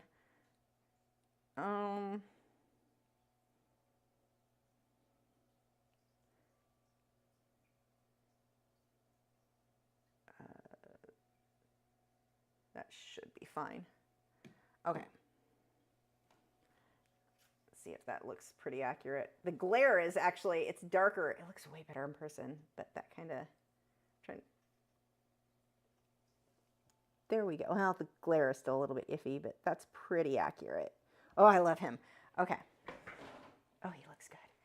So, and this for some reason darkened you too. I don't know why you're working together. Okay. We're on camera. Whoops. Hold on. I'm messing things up and I'm getting messages. Is this, oh no. So what I want to do to mat this, and I'll be answering your questions in just a moment here. So if you have them, go ahead and send them in now. I'm going to first figure out exactly where I want him positioned.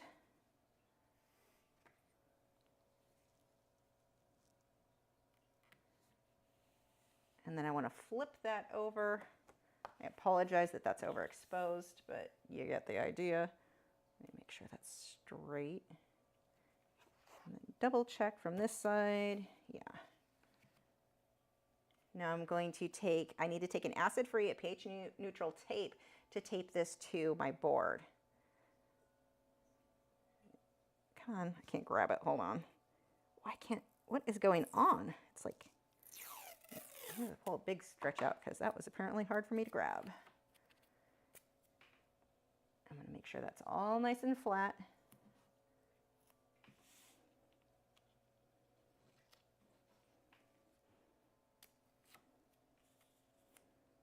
When I cut or I decide which size I'm going to work on, I make my life easier. I don't do weird random sizes. Like 9x12 is not as, you can get mats from, but it's not as common. Like 5x7, 8x10, like there's certain common sizes that are super easy to find mats or frames for. And so that's what I do with the art, because that is going to make my life much easier if I want to mat it or frame it or anything like that. I'm tape happy, don't mind me. If you don't use an acid-free tape, that can start to yellow your artwork over time. You'll see yellowing go through. That really matters on graphite work. It's super obvious. Okay, the next step is to take double-sided tape and go all the way around this. You can't really see because this is, I don't know if I can fix that to where it's not, it's this, it's just not showing. Just trust me that I'm putting it all over. I apologize that it is not, the lighting's a bit over the top. This is as exciting as watching paint dry.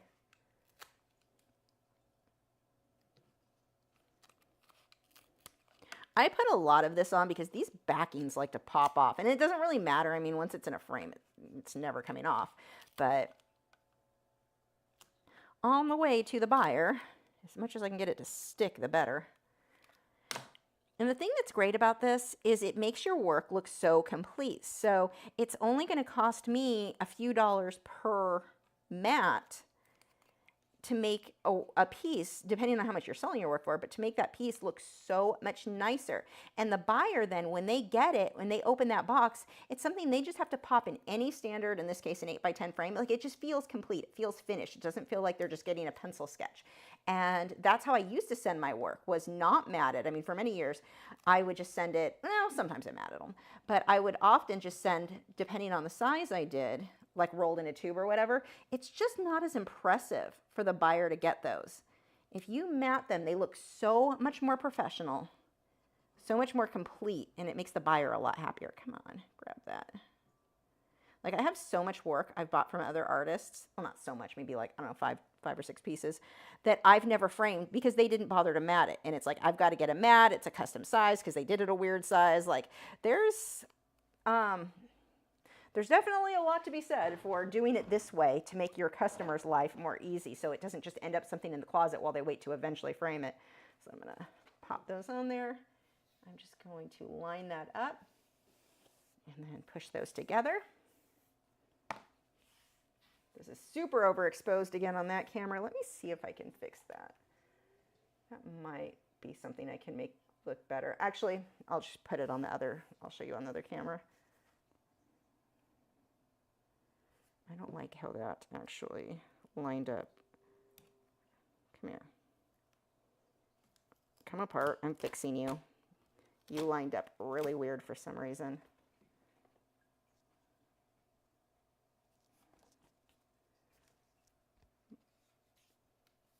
Are you better? Yeah, you're better now.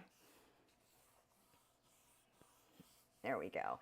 And then I always get the set with the Golden State Art. It comes with this nice little bag to stick that in. And that's really going to help protect it during shipping.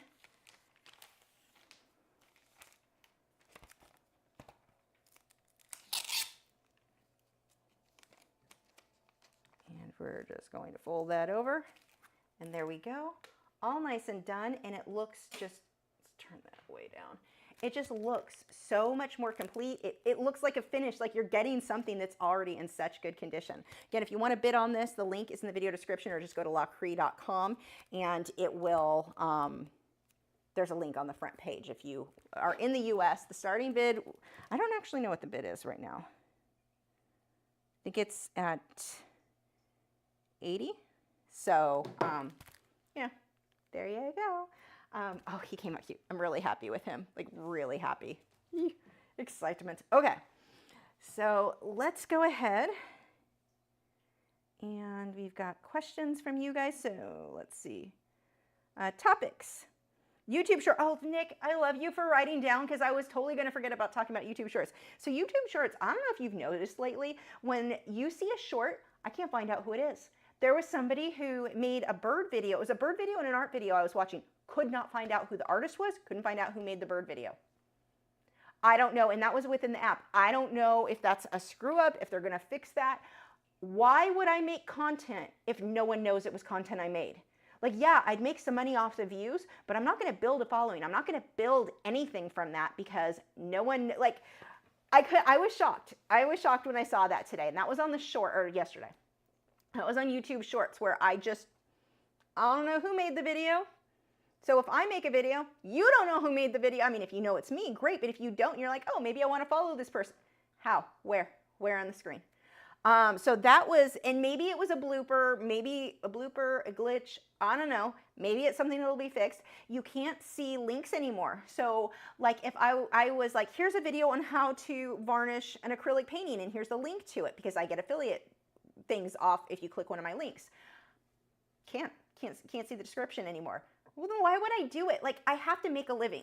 So why would I put work into something that isn't going to pay my, like, I have to be able to pay the bills to make these videos. It's as simple as that. And so YouTube shorts are just, yeah, I think I'm done with, for now, unless they change that, I am done with that. I was so annoyed when I couldn't find out who made those two videos, because I wanted to know, I wanted to follow. Nope, couldn't find them. So that was really annoying. And then so I'm out on that. And then French fry updates was the other thing that Nick was going to remind me. So French fries, the little parrotlet I'll be getting, the breeder has good, like, anyone who's left her a Google review loves her if they get a bird from her, but she is very hard to get a hold of. Like, I imagine her as being a nurse with a crazy schedule and also taking care of birds. I don't know, though, because I don't actually know her. She's known to be very hard to get a hold of, apparently. She's got a little bit of a reputation for that. So she's not, like, her birds look to be healthy. She even does DNA testing on cockatiels to make so you know if you're getting a male or a female. Like, I like a lot of what she does. But it's very, like, as the person who's over here super overly excited, I'm like, oh, she hasn't answered yet. She still hasn't answered yet. I have no idea when that bird's ready to go. So I actually messaged her yesterday, because based on when I had previously asked when the babies would be ready, she said 2 to 3 weeks. Last weekend would have been 2 weeks. So I messaged her, and she took a day to get back to me. And she said, those of you who've tried to get a hold of me on Patreon are like, haha, you deserve this. But she did get back to me. She was like, I don't know, maybe a week or so. which would put us at Saturday. So maybe he's coming home this weekend. I don't know, because she doesn't freaking let anybody know anything. I mean, it's only Wednesday. That was last Saturday I heard from her. But I also definitely respect if it's an issue of, but I don't know if she doesn't actually communicate. She may be waiting, good breeders want their babies to be weaned for like a week or so before they send them home, because sometimes the babies will revert. In my case, I'm like, send them home unweaned. I can finish the hand feeding process. Like, I've raised enough baby birds, not a problem. But she doesn't know me, so she wouldn't know that, because she doesn't talk to people. But I may end up thinking she's the best person. I don't know. I have no idea, but we'll see how that goes. Maybe I'm hoping this weekend. I don't know, because she doesn't communicate. So we'll see, but we'll definitely see when. Hopefully next week I'll have him. If he's here, I don't know if I would show you pictures or pre-take a video. What are we doing next week? I forget what next week's project is. I'm pretty sure I planned one. I just don't remember what it is off the top of my head right now. So it depends on what medium I'm working in. If it's watercolor and colored pencil, he can actually be in here, but he wouldn't be able to be out of the cage because he wouldn't be used to the area, and I wouldn't want him like flying all over and while I'm trying to do stuff. He can't be in the room at the same time as the dogs. We have to play musical critters, because those boys have a super high prey drive. That's not a bad dog thing. It's just it's not something like they're not listening or whatever. They're sight hounds. They have a high prey drive. That's just how things are. So we don't have them in the same room as the birds.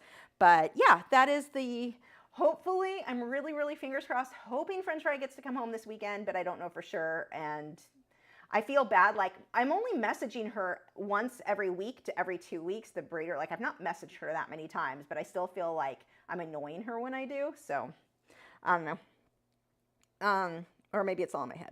DJ said, wow, I made it. I got my mini prints today. I love them. I was tickled pink. I saw Glitch and knew who it was. Yay! Aren't those envelopes cute? Those of you who are on Patreon and you get, I need to do still May and June now. I've got to work on our postcards, but I have them. I just have to do them now. I think I'll be working on that this weekend. But anyway, I love the Glitch envelopes. For those of you who are on the tier that get the mini prints and the sticker and the postcard and all that, the Glitch postcards or envelopes are so cute. I have to pay extra for them, but I just think they're so worth it. Plus, they're less likely to get lost in the rest of your mail because they're a different color. Okay. But yeah, I'm glad you got it. It took only, 6-7 months? I was so late on getting that. Those ones were from the giveaway from December, I think. Massive failure on my part. I thought I sent them. I did not send them, apparently. I don't know. Let's see. Therapy Art for You said, I will take a picture of what I am working on and step away and look at the picture I took. Oh, OMG, I find so many things I need tweaking doing it that way. Absolutely. I will leave my work on my easel for like a week and keep coming back and checking, adjusting little things. And yes, fresh eyes are so helpful. Cat's Heartbeat said, great live stream. Your eagle is very beautiful. Thank you. Lily said, are colored pencils and charcoal powder compatible? Sort of. The colored pencil doesn't stick super well to charcoal. Like it does to pan pastels. It doesn't stick that great to charcoal. Kinda, but mostly no. I mean, it's similar to sticking to graphite. It just doesn't stick that well. It's not going to be an issue of being archival. So if you get it to stick well enough that you're happy with the results, go for it. So you're archival. You don't have to worry about that. Like it's not an issue of putting a wax base over, or a water-based product over a wax base or oil base. You're fine as far as that goes. It just doesn't stick that well. If your charcoal was like super, super soft, barely on, then it might stick better. But the thicker the charcoal is, the less the pencils are going to want to stick. Speaking of Lily, I really need to send you your collie. George is still in that cabinet. And the mat, I have the mat now. I have no reason. I just need to put them together and box them up and send them to you. Art of Raven D said, maybe put a watermark of your Patreon URL in the shorts. Yeah, and that's an option. So there are definitely things you can do, workarounds for your shorts and your videos. I mean, even like this video, good luck finding the description now on a video. And it's annoying to me as a user because sometimes I watch Think Media. I love, if I want a new camera, a new anything, any video equipment, they're who I go to, and I want to click their links. If they took the time to make a video review, I trust their reviews. They have never steered me wrong. If I want to buy something, I want to click their affiliate links, whether it be to Amazon or I like their B&H photo links personally. it's annoying to try to find now. Or if they're like, hey, here's a link for more information on this product or whatever, good. Like, it's just, YouTube's getting more and more annoying to find the information. Like, and I get it, they want users to stay on the platform. But those of us who are making a living, making videos, if we can't get paid through affiliate links, through whatever, like, we don't get views because YouTube killed the search. Like, YouTube doesn't have a search function anymore. You can search and you think it does, but they give you 5 of what you searched for, top 5, whatever, and then recommended for you, similar to what you searched for. You might also like new for you. My favorite for new for you is never new for me. Like, I remember it keeps showing me Lena Dania. I'm like, Lena's my friend. Like, I watch her videos. She's not new. I'm subscribed. Why would you think she's new for me? Unless they mean new video, but it's videos I've seen, so that doesn't make sense either. They're failing is basically what's happening. But they're just, it's so frustrating the way, both as a user and as a creator, because we're not going to make enough on ad revenue because everybody across the board, every genre is like, yeah, views are way down. So on one part we can think, yeah, okay, make better videos, which I'm working with. That's why I hired a YouTube coach and I'm working with that. And that's why I haven't uploaded anything, because I'm trying to perfect things. I did record one recently. It was so bad. It was so bad. It's not getting uploaded. So I'm doing it again, starting from scratch. Like, the lighting was everything about this video was terrible. So anyway, that's besides the point. So we can argue, we'll just make better videos, you'll get more, because that's kind of what everyone always says, just make better videos. But it's a complaint that everyone across the board has. You've got a handful of channels, like, let's say acrylic painting. There's like 5 channels that get viewed constantly and pushed constantly, and then the rest of us do not get seen. It is so frustrating. So, yeah, it's a complaint that pretty much all YouTubers at this point are having, but we're trying to figure out what YouTube wants as far as the algorithm goes and make those adjustments. But in the meantime, we have to make money through affiliate links or advertising, different things, our own ads and stuff.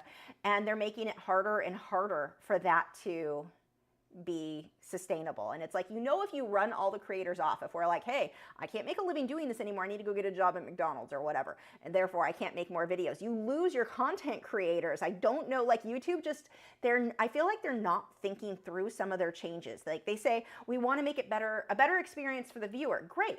But if people stop making videos, how is that better for the viewer? That doesn't even make sense. Plus, as a viewer, you're not showing me what I want to see. You're showing me the same stuff, but stuff that I used to see all the time. I'm like, oh, what? Weird. That person, like, I'll randomly think 6 months later, wow, they have not made a new video in a while. And I go and look it up. Oh, they've got a new one every week. YouTube just doesn't notify me. So, at all. It's gotten so bad. So, yeah, I have a lot of complaints there. Let's see.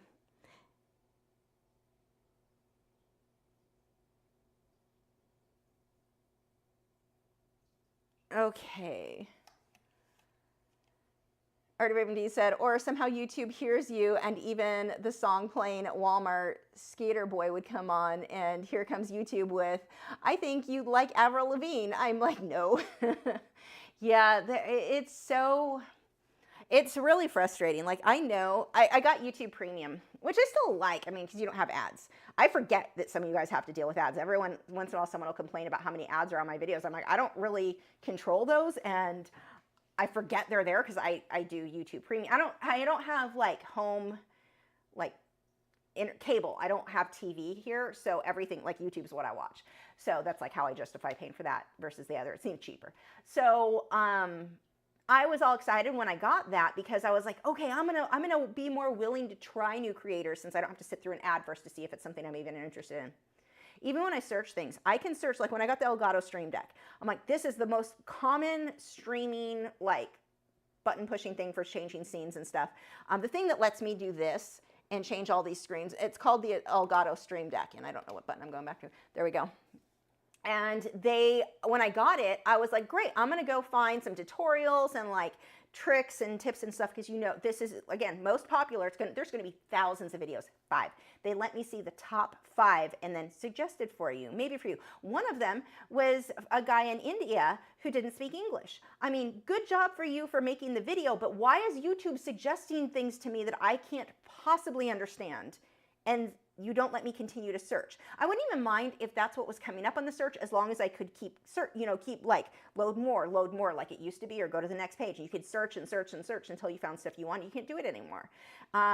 Google search is just as bad. Google search is getting impossible to find stuff I want. Like, I was trying to look, I noticed my canary's feet like looked a little bit more scaly, and I'm like, ooh, I would turn into like pet hypochondriac. I'm like, is it scales, like leg scales? Is this something that needs to be treated? Is it normal for his age? So I'm just like looking up normal, healthy canary feet. You can't find what you want to find anymore. You used to, not anymore. They decided they think they know what you mean when they don't.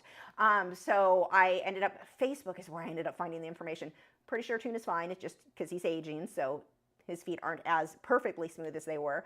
But I found another picture that looked totally like his. And they said he was totally healthy. That bird was totally healthy, no mites, because somebody was also concerned. Like, that's a normal aging thing.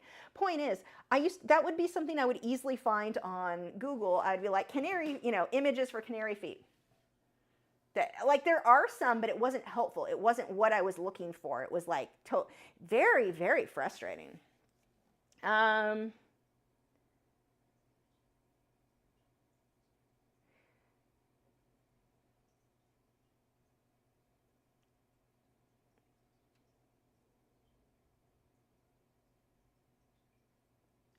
Therapy Art for You said, I'm new to being a content creator on YouTube, and although I'm getting views and subscribers, my channel is still super difficult to search for. They all are. I mean, all of us, it's really weird, and it's weird because what they say will like trigger the algorithm, what people want. The videos that are performing well, some of them make sense to me. I'm like, okay, that one had gotten a lot of views, I get that. Some of them I really don't get, because nothing about the video follows what like YouTube's best practices and storytelling and doing this and doing that. The thumbnail, none of it makes sense. The title, none of it makes sense. And I've even tried copying like exactly what some of those created. It didn't work. I don't know why YouTube is doing some of that. Let's see, Nate had asked, is my easel a tabletop, floor standing easel? Looking at getting either one and wondering your opinions on them. So if you have a room for a floor easel, that's what you want to go with. Tabletop easels, you're limited on size, but they also, when you put pressure on them when you're painting, so you're painting and you push, the whole easel wants to slide back. If you get a heavier duty floor easel, not an A-frame, no A-frame easels, get something like an H-frame, that's typically going to be heavy enough. It is possible to get an A-frame that'll work for you, but like I actually have one. It's not really an A-frame. What is it? Medine? I don't know. You'll find them on Amazon. That I got one of theirs. It's more of a line, and then the bottom is an A, but it's heavy enough that it doesn't slide back. You can get some that are kind of A-frame. On the floor would be my hands down recommendation, and you can generally get them anywhere between like $100 and $200. You can go up, like this one, what did I spend, like $1,100, $1,200? The one that I'm using is a very expensive. It's one of those things I'm gonna have for like it's going to outlive me. It weighs a ton. You don't need that fancy. Mine was more of like, I do this for a living and I saved up and I wanted to splurge on the fancy easel. But you can get like $100 to $200 a really nice H-frame easel on Amazon that are like, you want something that's heavy, you want the weight of it. A tabletop easel is something you can take with you if you're doing small things, if you're changing room, going from room to room, like sometimes I'm painting in the living room, sometimes the kitchen, sometimes my bedroom.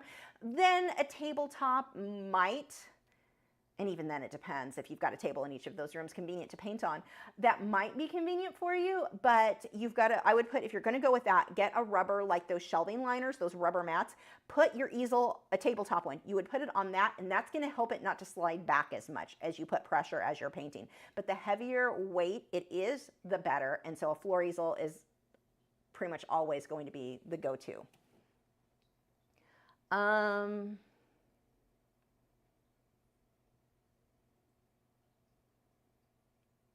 Medine, that's it, M-E-E-D-E-N. Yeah, Joseph said, Medine has a really nice, simple H-frame that can convert to a table style and flip sideways. I've been watching that one. That's interesting. That's really cool. They've got some nice looking products products. Actually, they had one. It was the cart. There's a name for it. I can't think of it. Whatever. The like art cart that looked really nice, but it was so expensive. And I realized I could spend less and get a huge kitchen island because I have the space for it. I wanted bigger. I actually got a kitchen island instead. It's got cabinets. It's got shelves. It's so much better than that. It's funny because their ads for that thing were like, because I really liked it. I was considering it, but it was so expensive. But their easels are really reasonably priced for the quality. Like I've been very impressed with them.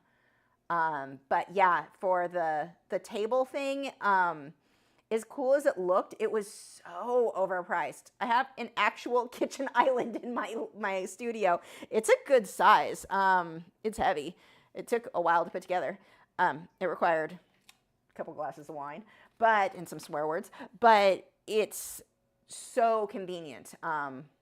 I love this thing. Like if I can find furniture when it comes to art that is like normal furniture and not labeled for art, you can get so much more for so less and way better quality. But those easels, that hand down, I love.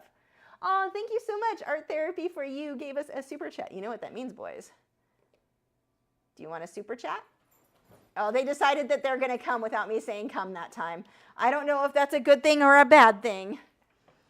They're like, we decided it meant the same thing. Good boys. Thank you so much, Art Therapy Art for You. That's tasty, huh? Okay, go lay down. Oh, get your crumb. Okay, down, down, down. Remember, we listen now. Lay down. Wade, down, down, down, down. If you weren't watching at the beginning, we're doing some extra training. Gibson!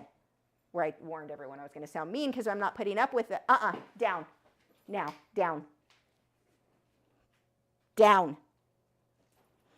Yeah, we're not going to do the I don't want to listen stuff, mister. Thank you so much. We're going through because Gibson, again, if you weren't here, I'll just kind of briefly, decided he was in charge and wasn't going to listen when I called him or told him to come or whatever.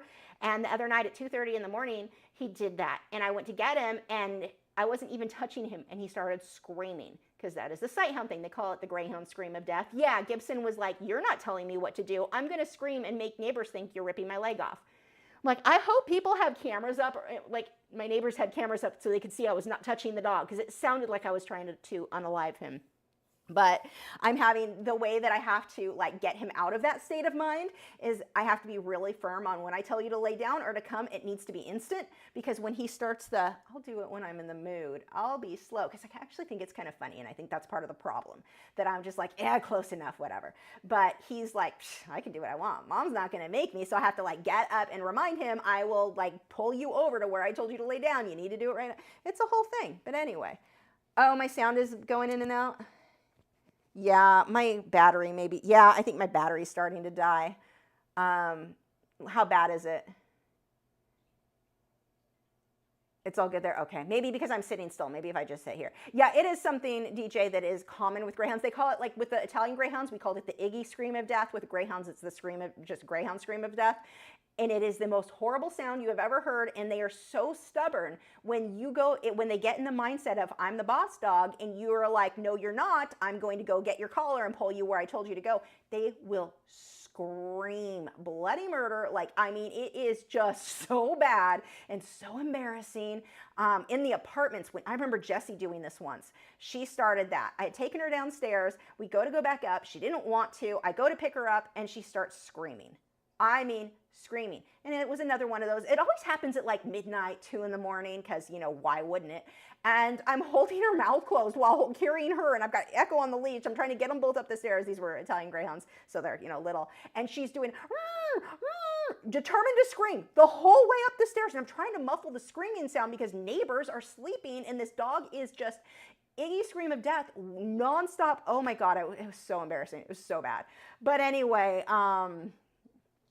yeah, that is not uncommon for very, very stubborn sight hounds. So, but the big thing is making sure they don't, like, that can actually start elevating to the point where they'll start snapping at you like, no, you're not going to make me do what you want. You're not going to pull on the leash. You're not. So I have to be like more firm about the whole, don't do that. Let's see.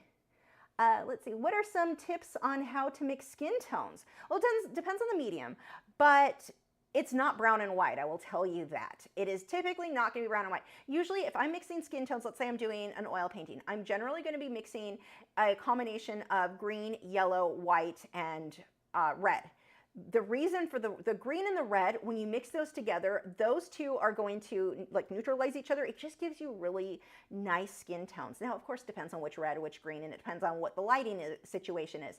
This is one of the things when it comes to mixing skin tones, because people post this online on groups all the time, like, well, how do I mix skin tones? What's the lighting situation? I can't tell you that if I don't know what the rest of the lighting is. Because let's say you're kind of in front of, you've got the warm glow of the sun, that is completely going to change. It could be me. Pale as can be under this lighting would be very different under another lighting. Or if there's a purple light, I will look purple because I am pale enough it'll pick up. But really, even someone with a lot darker skin, you would still be pulling purples into the skin. So it's dependent on too many outside factors. What other colors you're going to pull in depends on the setting that there's never an always for this skin tone, you're going to use these 3 colors. For this skin tone, you're going to use these 3 colors. But what I will tell you is no matter what skin tone somebody is, no matter what race they are, it's generally going to be the same colors. It's just a matter of what the lighting is around and how much, like say, if somebody has darker skin, I'm going to be using more of the red and green, less of the white, like white to lighten it, obviously. So it depends in that case, like how much of the white versus how much of the red and green, how much of the yellow, but it's going, what's the lighting situation going on? It's still, if it was somebody with really dark skin versus someone with really pale skin, I'm typically going to be using the same combination of paint colors. It's just a matter of how light or dark they are. I mean, and what is the lighting situation going on? So that's going to make a huge difference. Art of Raven D said, I remember seeing a lot of classmates mixing just orange and white for a darker tone. They'd be dry brushing black in an area. Oh, I see that all the time. Beginners. Actually, watch these beginner groups. Just a quick reminder, here we'll wrap up with this. Quick reminder with beginner groups. There's a beginner art group that I'm in. I like to see, I mean, I post in there sometimes, but mostly I like to see what like problems beginners are having, just as a reminder, because it can make for a good video topic to help others, like something maybe I didn't think of for a while, or like remember that problem for a student. So anyway, somebody had asked what type of varnish people use on acrylic paintings, and so I had answered acrylic, or Liquitex gloss, but there's a lot of good options for you out there. And this one woman went on, she uses all kinds of varnish, but she also recommends to save money to go to the hardware store and get their gloss varnish, the water-based one, and how it's the exact same thing, or she said it was the identical product as like Liquitex gloss varnish. It is not. It is not. So it turned into a kind of a back and forth with her because I explained, no, it's not the same. You're running a risk of that yellowing over time because it's not meant for our acrylic paints and on canvas. Fine art materials are not the same as hardware store materials. It's just not. And I made this mistake years ago with oil paints. I'm like, oh, linseed oil, it's all the same. Linseed oil, I can use the same. The hardware store linseed oil, not the same. Yellowed, ruined the paintings, but I didn't know it ruined for months and months and months. So this woman then came on saying, well, it's a difference of opinion. It's not a difference of opinion, though. She's like, I'm not going to argue with you. There's no point. No, there is no point because you're wrong. Kind of dumb because you're arguing about something you don't know about. That's my problem. These people in these beginner groups will act like they are an expert and they don't know what they're talking about. So this one was actually she went on to inform me that, because I said, well, usually it's because, yeah, you're saying that people use it all the time and they've had no problems. It's because they're beginners and they've not been painting long enough to have seen the problems. They don't know where this is going to go wrong for them. And that's when she's like, I'm not going to argue with you, but I was given this information by somebody who wrote a textbook. Yeah, because we all know everything ever written in a book is accurate. Like, I don't know why you think that. Just think that through, please. There are plenty of books on the earth being flat. Like, think it through. So, like, writing a book does not make you an expert at all. It just means you wrote a book. Because maybe you didn't spend enough time painting in this case. You were too busy writing a book about things you didn't know about. So, anyway, no, my point is, in this case, watch these beginner art groups online. They will give you advice. Just horrible, because they don't know. And they mean well. They want to help. They want to feel like know-it-alls when they know nothing. But be careful of who you're taking advice from, because a lot of them are giving advice that will like absolutely damage your work. Using Vaseline to blend your colored pencils. Using baby oil to blend your colored pencils. This is no longer archival. You're ruining things. There's, of course, the use hardware store supplies. Don't do that. There's a reason that art supplies, like okay, I can use a kitchen counter that is not meant for art. That's fine. But when it comes to the actual supplies, the actual things touching your painting, do not use anything you found in a hardware store. Paintbrushes, you like the look you get with some of the, I've got some of those cheapy paintbrushes that I use occasionally for getting base background colors.